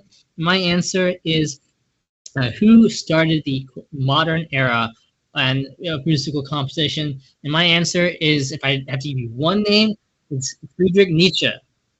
Okay. And number two, if I have to give you a second one, Karl Marx. Okay. Not composers, although Nietzsche has a very important relationship that eventually shatters with Wagner, but not a composer. And the reason I say this is because, in some ways, in many ways, we can also just look at the general idea that, like, the great men theory that, right, certain individual geniuses shape history. And I don't think that's generally the best way of thinking about it. But if people do have big impacts, it's generally not the artists, but the people who come up with the ideas that drive generations. Right? And Nietzsche is very important for bringing in the modern era with his thought. Feel however you want about it, disagree with him, love his ideas, whatever. Marx as well, for a different sort of kind of philosophy. The two people, kind of the end of the Romantic era proper in Germany, who are kind of presenting ideas that drive much of continental Europe going forward in the next generations. And I know this is important to know because I think this in general, composers respond to their times, and they do respond to each other's works, but they don't necessarily, most composers are not sitting around thinking, well, I'm going to do this new stylistic thing just because some other composer is doing it. They're doing it because it's the atmosphere of the era, right? These composers, they're all reading these thinkers, and that is quite evident if you study their lives. So I think Nietzsche and Marx are people who really shape what we consider the era of modernism proper, even though they precede it, but they allow modernism to sort of begin, and with all the attendant strains of what modernism is, right? So that's my answer to that question. Not a composer, two philosophers.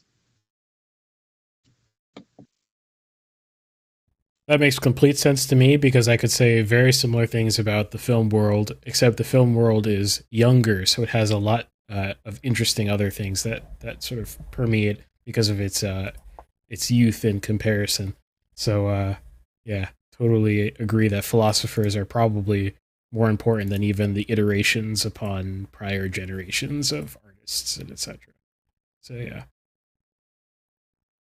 cool. I guess that's it for our hot takes this week.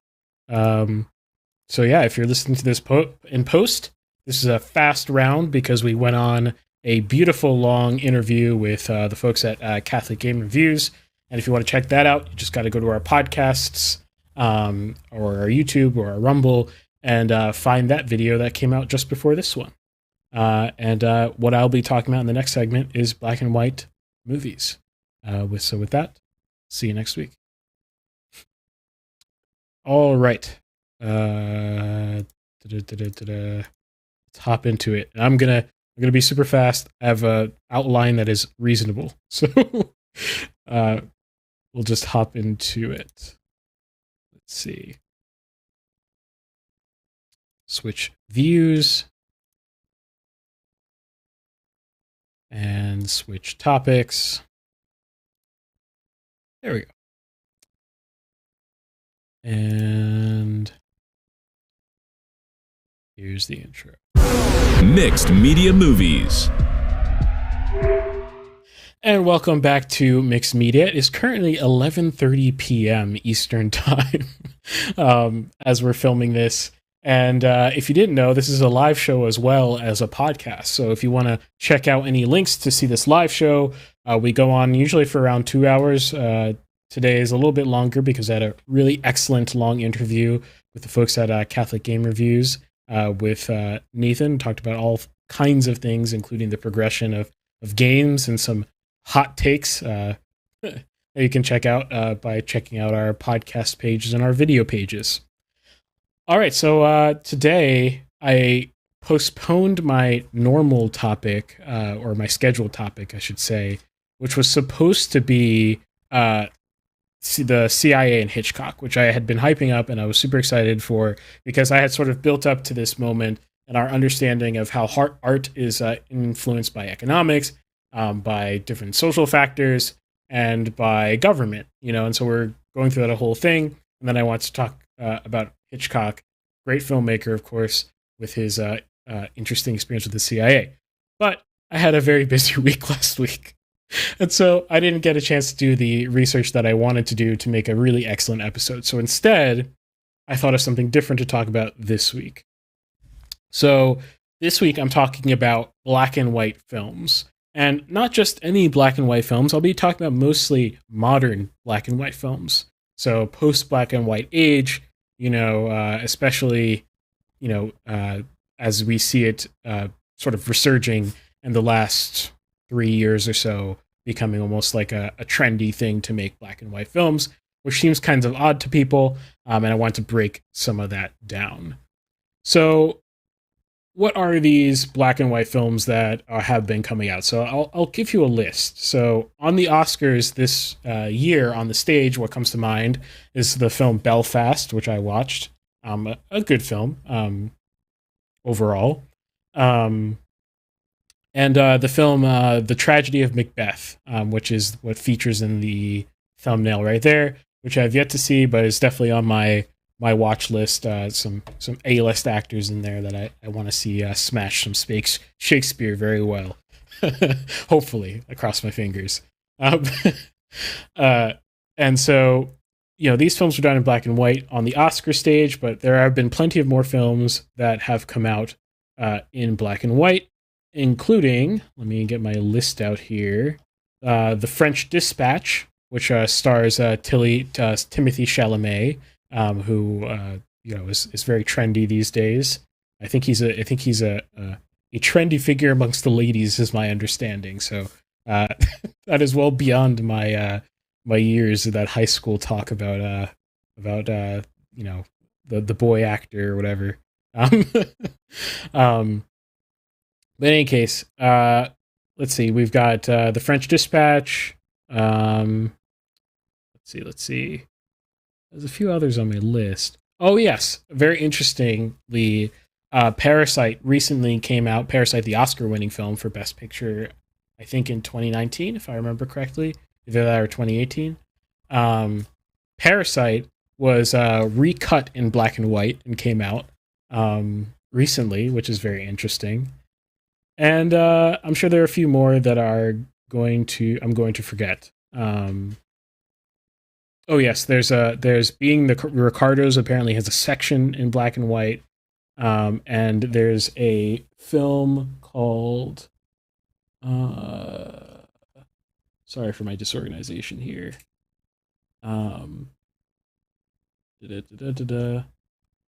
Gets cut in editing. I can't find it. Okay. But yeah, so needless to say, it's been appearing in expensive Hollywood films. So first of all, a little bit of history.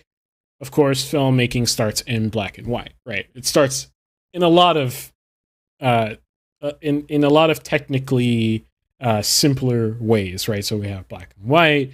We have actually using celluloid film. We have using really small film cells, like 8mm. which produces extremely grainy footage. You have the lack of sound. And so we start off with this primitive thing, which is just watching motion in 8mm at 24 frames a second on some really grainy, poorly rendered, poorly processed, 8mm black and white film. And we come all the way today where we have like 20K, whatever, digital, depth of field, whatever. You can throw out so many technical words to describe the advances that we have today. Now, sometime in the middle there, we made a huge transition from black and white to color. Now, I'm not super familiar with the technical aspects of that. I assume it's mostly a chemistry proposition with how the celluloid is constructed. But the more interesting thing is the era in between, where we have the availability of color film. But what happened after the availability of color film is not every film being made in color. And we're talking about, I believe, the late 50s or 50s, 60s, something like that. Where we're making this transition. Oh, okay. I mean, the color comes about a little bit earlier. Yeah. Because if you watch a show for a while, I talked about The Adventures of Robin Hood, which is an early film in color in 1930. Right. Yes. So yes, the technology had been quite around for a while. The 909 Crime says the 2-mode Technicolor era is underrated. TBH, big vibes going on there. There is some beautiful Technicolor. I wish I understood the science and the technical aspects of Technicolor a lot better. But even after looking at The Adventures of Robin Hood, after Ben talked about it briefly, the color rendition is gorgeous. It's something else. I would love to explore it again. Maybe in a little bit of a study. But in either case, though, we had a large era, multiple decades, where the technology was available, but it wasn't widely adopted. And, of course, there's the expense of processing color film. That wasn't the driving factor. There was a sort of understanding that black and white was sort of part of the film tradition from from certain directors. I know Hitchcock talks about black and white a lot. He chose to make Psycho, which is a much later film than you might think, because it's in black and white when he has other color films. Whereas he chose to make something like The Birds in color, which is actually an earlier film. So, yes, there's a lot of thoughts in that era about black and white versus color. And there's good reason for that. So I'll go into that a little bit later. But first, I want to go into the new technology that is sort of bringing, I think, black and white back into the conversation. I think I can't really speak to the exact why for the trend that we're seeing now, and I really just want to focus more on why black and white has persisted for so long and why it works even today. So I can't really speak to the why it's so trendy these days, but I can imagine certain things that might have happened. Like, for example, a bunch of black and white digital cameras coming out, which was huge news when they came out, just purely black and white digital cameras. And you might ask yourself, well, why on earth would you want a black and white digital camera in 2022, right? So Red, which is a premier camera company, they make the Epic series of cameras and a whole bunch of other camera lines, very expensive. Red came out with a black and white version of their, Mysterium series. So they released a camera called the Mysterium X, and it's a purely black and white monochrome sensor. And it went for $42,000. To give you an idea of expense, $42,000 for a black and white cinema camera. Interesting. And then Ari, the other major film camera manufacturer, I would say probably the more popular in sort of the more traditional film spaces, even their digital cameras.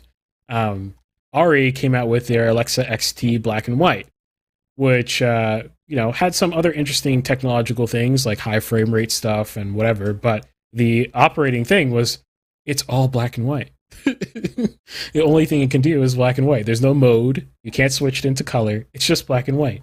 And I don't have the price in front of me, but I'm sure it's even more expensive than the red version. I'm sure it's like something like $50,000. Wouldn't surprise me whatsoever. And so you're asking yourself, why the heck would you do that? So I'm going to do a little bit of drawing real quick to explain to you the technology that is actually extremely simple to understand as to why you would want to create a digital camera like this. So let's get a little bit technical. So pixels, right, are the single units that make up digital images, right? So you have an array of pixels. So if I were to draw real quick, very poorly probably because I'm on my computer, you would have, oh boy, you would have, that's horrible. Let's try to do this better. Okay, it's going to be bad. You would have this is your image, and it's subdivided into a bunch of pixels that are you can imagine are actually of the same size. Each of these pixels has a color, right? So this pixel over here has a color. Let's say it's green. This pixel over here has a color. Let's say it's red. And then the magic is that your brain, it's not really your brain. There's a bunch of optics things going on. It has to do with resolution. That you can see things. It's actually quite complicated. It's something I studied in college. But the interesting thing is that you interpret these discrete pixels of pixel information when you're looking at a digital image as a big cohesive image. And you can imagine how that happens. I don't think I have to explain that. The more interesting thing is what each of these pixels do to produce a color at all, right? Why not just bright or dark? Well, each of these pixels is actually not one cell. In fact, each of these pixels is actually 4 pixels. So let's take this green cell over here and erase this. Let's take the green cell.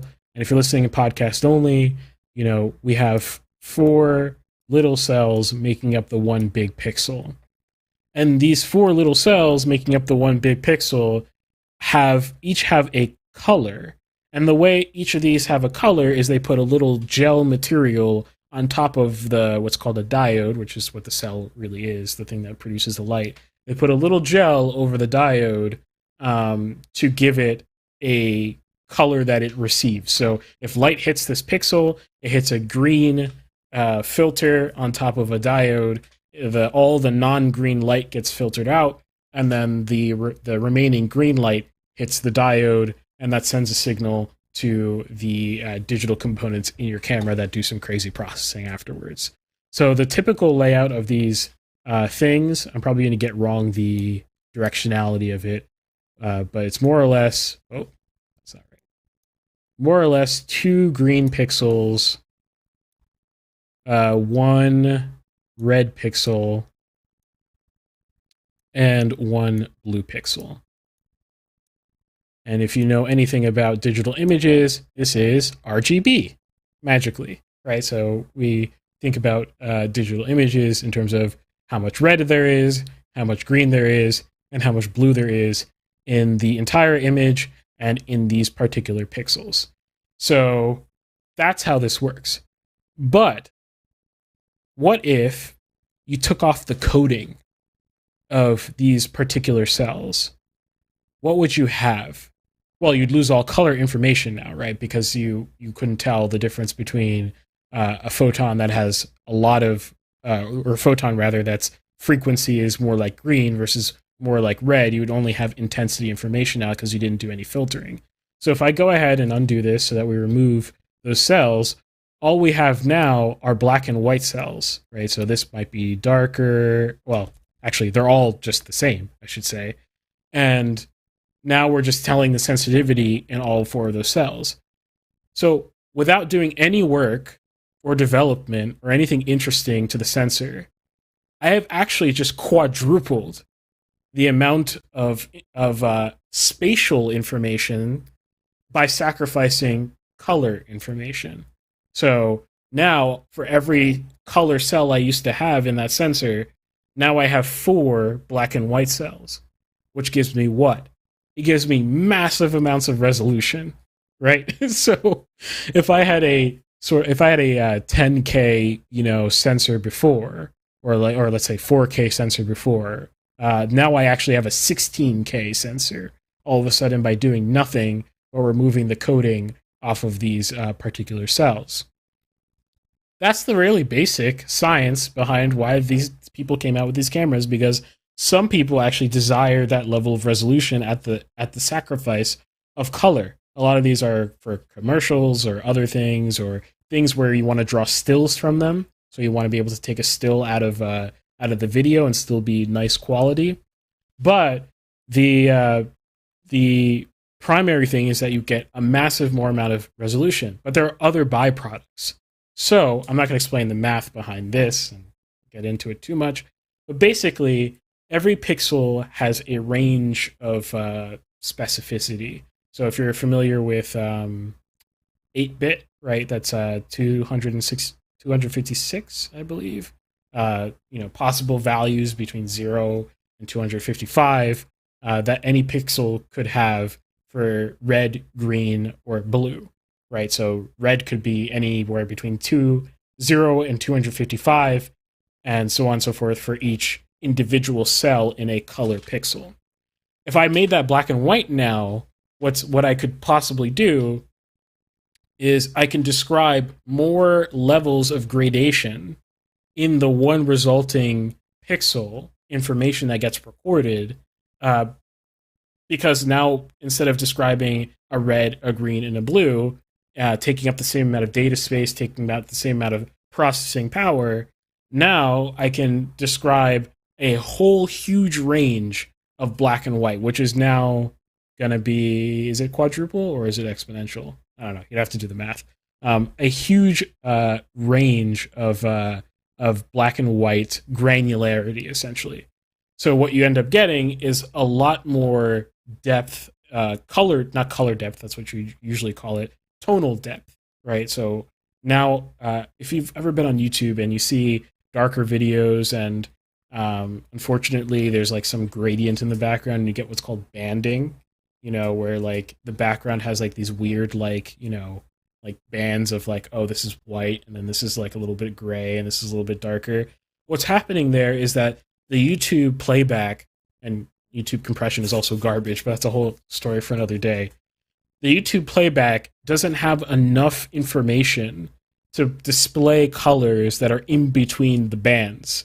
It's too fine for it to show, basically, the difference between the one gray and the other gray. So what this allows you to do is get a lot more granular information in there. That's one thing. Last thing, technologically, that it does is it saves a ton of processing power. So the camera that I'm filming on right now, it's the Sony A7 IV. It's a very small body, which makes it extremely impressive because with its very small body and its passive cooling, entirely passive cooling, it has a pretty beefy processor in there that's doing some crazy post work to the image in order to produce natural colors. There's a whole bunch of complexity in there. I'm not going to get into it, but this is the kind of stuff that cinematographers like really get into the weeds over. It's why this 4K camera, which has a similar bit rate to my Blackmagic camera, looks a lot worse than my Blackmagic camera on some sense. Not a lot worse. I shouldn't disparage this camera. I love this camera. But the Blackmagic camera has a lot of different stuff going on with physics, but it's also processing as well, and what you're able to do with passive cooling on this camera, as well as its form factor. Now, with black and white, you have a lot less complication in the processes that you have to do. It's a lot less complicated to figure out what exact color of green did my little sample from the scene actually be, rather than what just is the resulting intensity that I should record down, compensating for much less variables, much less complexity, much less interpixel complexity, etc., etc. As a result, I can have a lot more data being sent to my hard drive at a given time, as long as my hard drive can handle it, and a lot more data in terms of gradations of black and white being processed at a given time, which not only helps with the resolution or the granularity or the tonal depth, it also helps with dynamic range. It also helps me get better lows and highs. So if you ever try to take your phone outside and film, I don't know, a squirrel or something like that, one problem you probably ran into is that your phone has terrible dynamic range, which is to say that if you want to get your squirrel, nice and lit so that you can see the squirrel nicely, you're probably going to get a white sky, even to the point where your phone's dynamic range is so bad that you'll have whited out trees because of the way the sun is hitting the trees. It's just too bright for it to record both simultaneously the dark parts of the scene and the bright parts of the scene, because the dynamic range is horrible. With black and white, it's a lot more possible to get huge dynamic range. Now, previously, this was film's thing, right? So film, despite the advances in digital, up until very recently, had way more dynamic range than digital. So despite all the advances in digital cameras, just simple celluloid film had better dynamic range than digital up until a year ago, practically. And it's taken that long. But black and white propels the image well even beyond film in terms of dynamic range. So now you potentially take your black and white camera, bring it outside, and see both the sky and a shaded subject at the same time, which is a creative possibility that was never available to you without altering your scene with either lighting or doing something to your lens, a whole bunch of other things that, was done in cinema before. But now you can just take the camera straight out and film it just like that. So that's what black and white does. Now, of course, you're taking a huge hit, because if you want color information, none of this matters to you, right?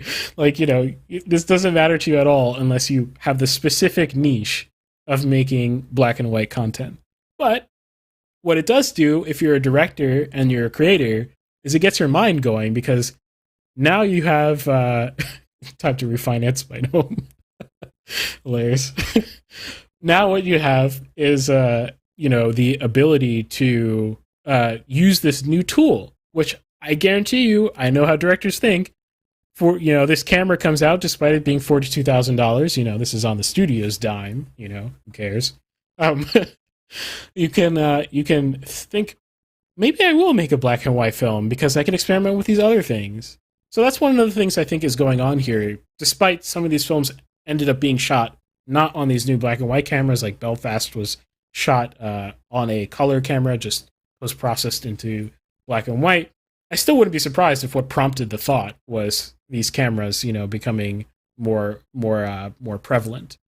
And one of the interesting things about the how the aesthetic developed in this new era of black and white, or this sort of trendiness of black and white, is that they're extremely digital, meaning they're not even trying to emulate film. They're not. A lot of times things are shot in digital for convenience or for a variety of different reasons. There's a million and one reasons why you might choose digital over film, despite pretty much universally everyone agreeing that film is much more gorgeous unless you have a specific look in mind that can only be achieved on digital. But one thing that's done a lot is it's post-processed. Digital's post-processed to look like film. Now, I can usually tell the difference, regardless. I would say in 8 times out of 10, I can probably guess accurately, whether it's digital or film pretty well. Because from my optics background, as someone who studied optics in college, the big problem is that there are just things you cannot emulate, because your physical analog processes, you don't actually have the information to know what would have happened. It's gone. There's no the information you need to know what happens when the light hits the emulsion of the film has more variables than the digital does. And because you did not record those variables with the digital, there's no way for you to emulate them accurately. It's literally just a information problem. That's going on a whole other tangent. So that's to say that this new aesthetic with black and white, a lot of it has not been around emulating film at all. Now, the example cell I have here, which is from The Tragedy of Macbeth, actually is film, so that doesn't help with the example. But Belfast just looked like black and white digital. It was a digital black and white. It just was going for its own aesthetic, which amazingly hasn't been very well explored. It's something I realized when I sat there. I was like, this looks totally digital. It's not even trying to be film. But this aesthetic, I don't think, has ever really been explored in depth. And so I couldn't, I could definitely see filmmakers also saying to themselves, no one's really gone for this. Oh no, my camera died. That's really awkward. Or disconnected? That's really weird. I think your audio changed as well. Were you using your... Yeah, the audio's changed. Interesting. Give me a moment. Okay. See if I can remedy this.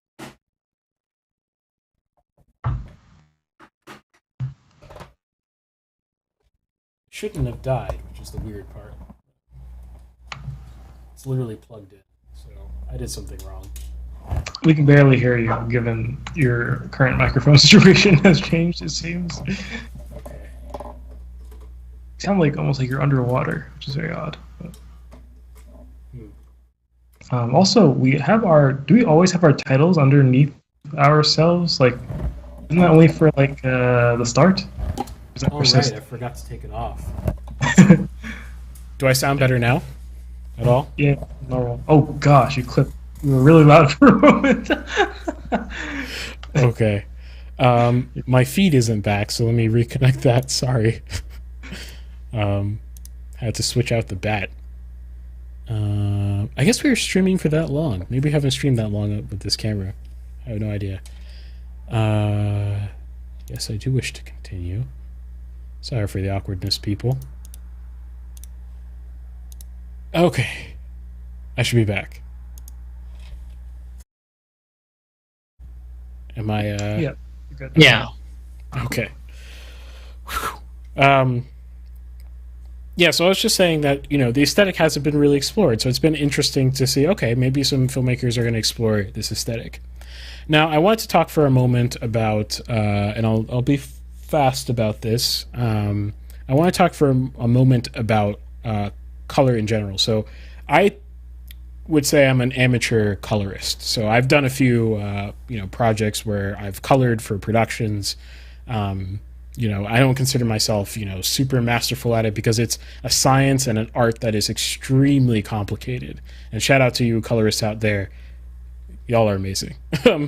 But real quick though, this is, that's not what I wanted. Let's pull, where is it? So this is the color wheel, right? So we've got all our different colors. This is called an HSL wheel. I won't bother you with the details, but it contains, in theory, a perfect HSL wheel would contain all colors that you could possibly see, right? Although it doesn't work out that way in real life in most circumstances. And so basically what you have when you have complementary colors is that colors that are opposite from each other on the HSL wheel are complementary. So you see at the top of the wheel you have red, and at the bottom you have cyan. So cyan is complementary to red. And you have magenta opposite to green, so magenta is complementary to green. If you've taken a painting class or anything like that, that's rather basic. You could probably go on and on about that. But that's not what I'm interested in talking about here. I just want to lay out, how color typically works and then show you different looks real quick. So of course we have black and white, but there's also something called monochrome, right? A monochrome sort of color scheme, monochromism, right? And I'll give you an example of that here. So this is a scene, and if you're watching in post, it's a scene from, if you're listening, sorry, in post, this is a scene from Blade Runner 2049. And the director, Denis Villeneuve, he really loves his monochromism. And from the name and from the image, you could probably guess that monochromism basically just means one color is dominant. So in this frame here, yellow is just, is the only color that's presented only in shades, right? So that's monochromism. Then you have, this is another example from the same film, a little bit more complexity in the color because there are a little bit more variations. It's not literally just yellow. There's some red and some orange here and there. But if you took the HSL, you're literally occupying a very small slice of the HSL wheel to make up your colors. And the interesting thing about monochromism is it's essentially black and white. It is black and white in terms of what kind of information you're getting. The only extra piece of information you're getting is an overall color that's different from no color. It's all just gradations of the same color. It is black and white. So it's just a tinted black and white image, essentially. Yeah, exactly. That's not how it's produced, of course, but that's the overall, that's the ending effect, is essentially black and white. And monochromism is extremely popular. Especially in the more stylized the movie you get, it seems as the more color you subtract, from your overall palette. And again, Denis loves to do this.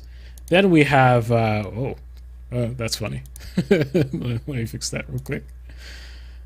Then we have, let's see, something like this, which is this is not quite complementary, or it's not complementary at all. It's a two-tone look that's not occupying a complementary space.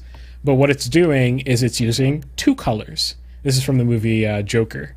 And it's using two colors. So the vest is orange, and the rest of the color is this teal green, ghastly,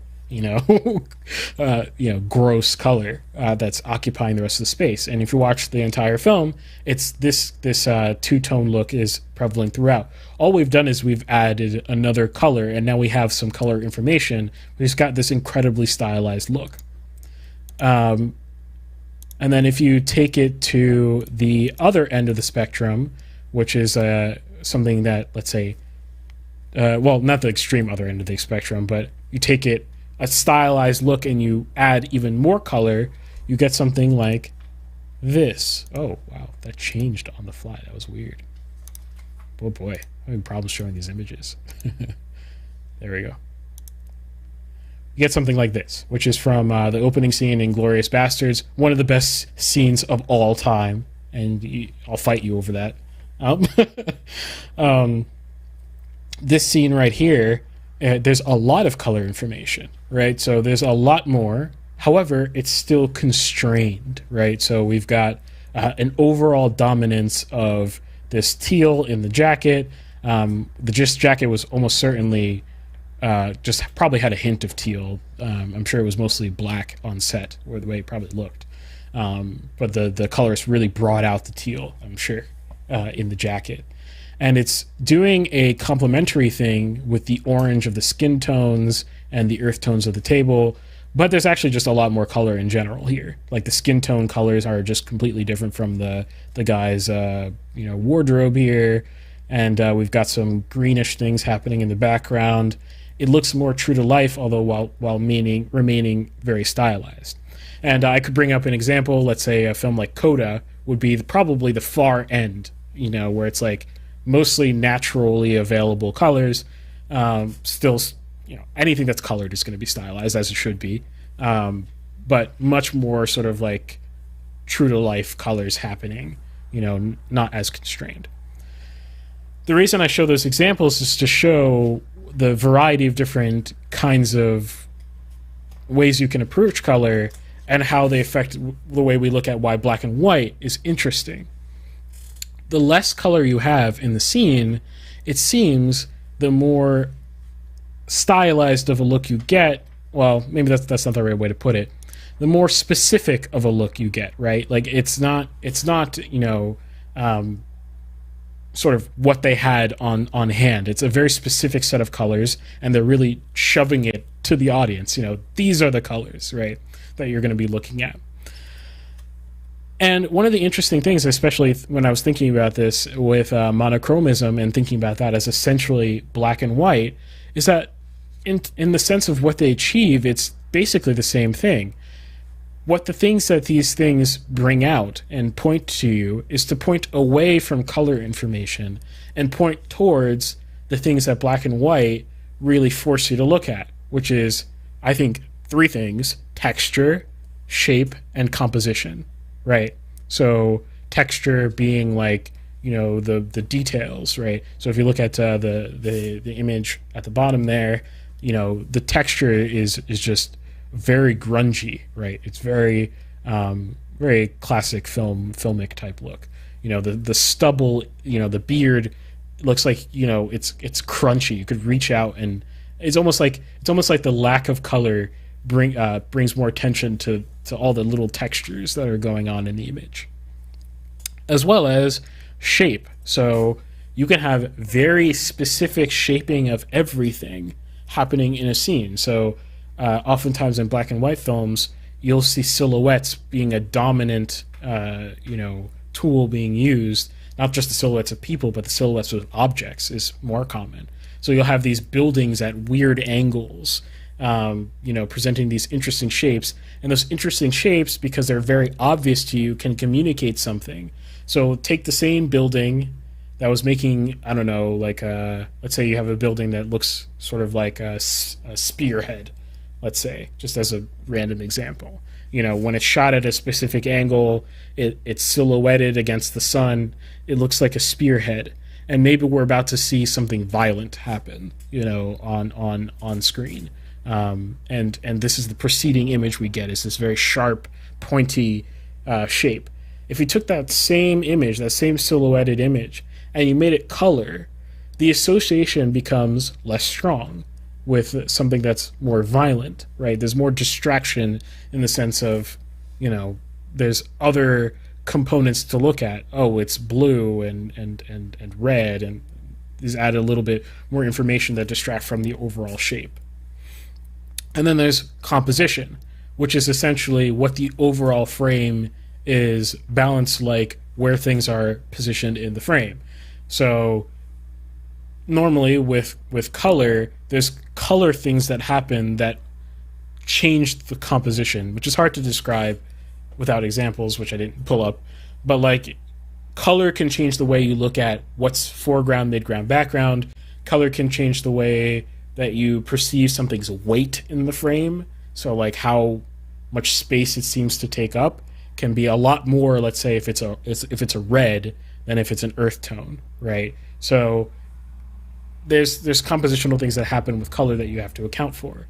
With black and white, you're kind of freed a little bit from that, especially because you can adjust those contrasts in post very easily, and you can adjust those contrasts very easily on set. So because you don't have to worry about so much about how colors present as much as just how much luminance do they emit, right? What are these reflective surfaces emitting? What are these matte surfaces? Again, we're talking about textures, right? But then we're also talking about the overall balance of the lighting, which I've always found lighting in black and white films to be just mesmerizing. Watching these very stylized, just gorgeous, use of haloing and reflections and different lens effects happening, like ghosting, and just really taking it to the extreme in terms of basically how light bounces around the scene. Whereas with color, it becomes extremely unruly all of a sudden, because now if you're getting ghosting in your lens, it's a color now. Like it could be like, because of your lens, makeup and whatever, it could be magenta ghosting, but your color palette does not include magenta. So all of a sudden this tool is gone. You can't even use it, et cetera, et cetera. You get the point. So that's to say that the recent black and white is interesting, and I think it's a timeless look, and I think we can watch amazing films like, well, I was going to say like a ton of classics, in black and white and still find it extremely compelling because although we lost some information, we're pointing to new information. And that new information is interesting in a different way. And this is stuff that people like Hitchcock talk about, is what are we exaggerating when we get in black and white versus when we're in color. Personally, don't really have any desire to shoot in black and white as is. It's not something that comes to mind with any of the scripts that I have. But this made me think about that, think about that a little bit more in terms of what would you want to do. And in terms of, last thing, in terms of commercial viability, a lot of these films do perfectly fine. A lot of these films don't even present them as gimmicks. That's just how they are. Like Tragedy of Macbeth, it's just in black and white. So you're going to watch it in black and white. And a lot of these films do well anyway. So it need not be an obstacle for viewers, especially if you don't present it with pretension, which might be an obstacle for some people. And you're like, oh, look at this thing in black and white. Look how great I am, or something like that. Look how trendy and hipster I am. Okay, that's probably going to turn off some people. But if you just made the decision and you're just going to rock with it, which is what's been happening a lot lately, power to you. Go for it and have fun. So that's basically my my little thing about black and white. Yeah, I don't know. I didn't know about the dynamic range thing about black and white. Mm-hmm.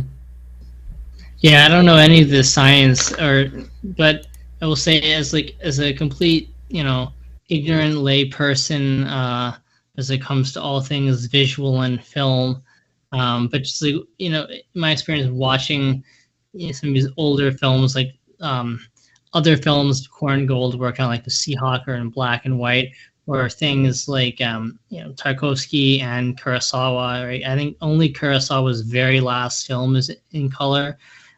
Even though he's making films in the 90s.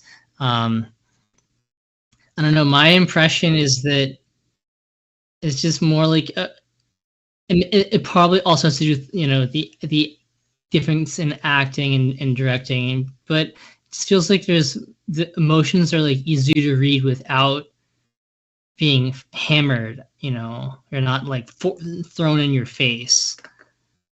Yeah, that actually makes a lot of sense to me. I've noticed a lot, especially with film, because skin tones render so beautifully on film.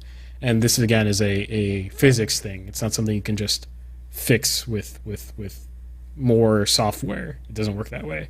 But,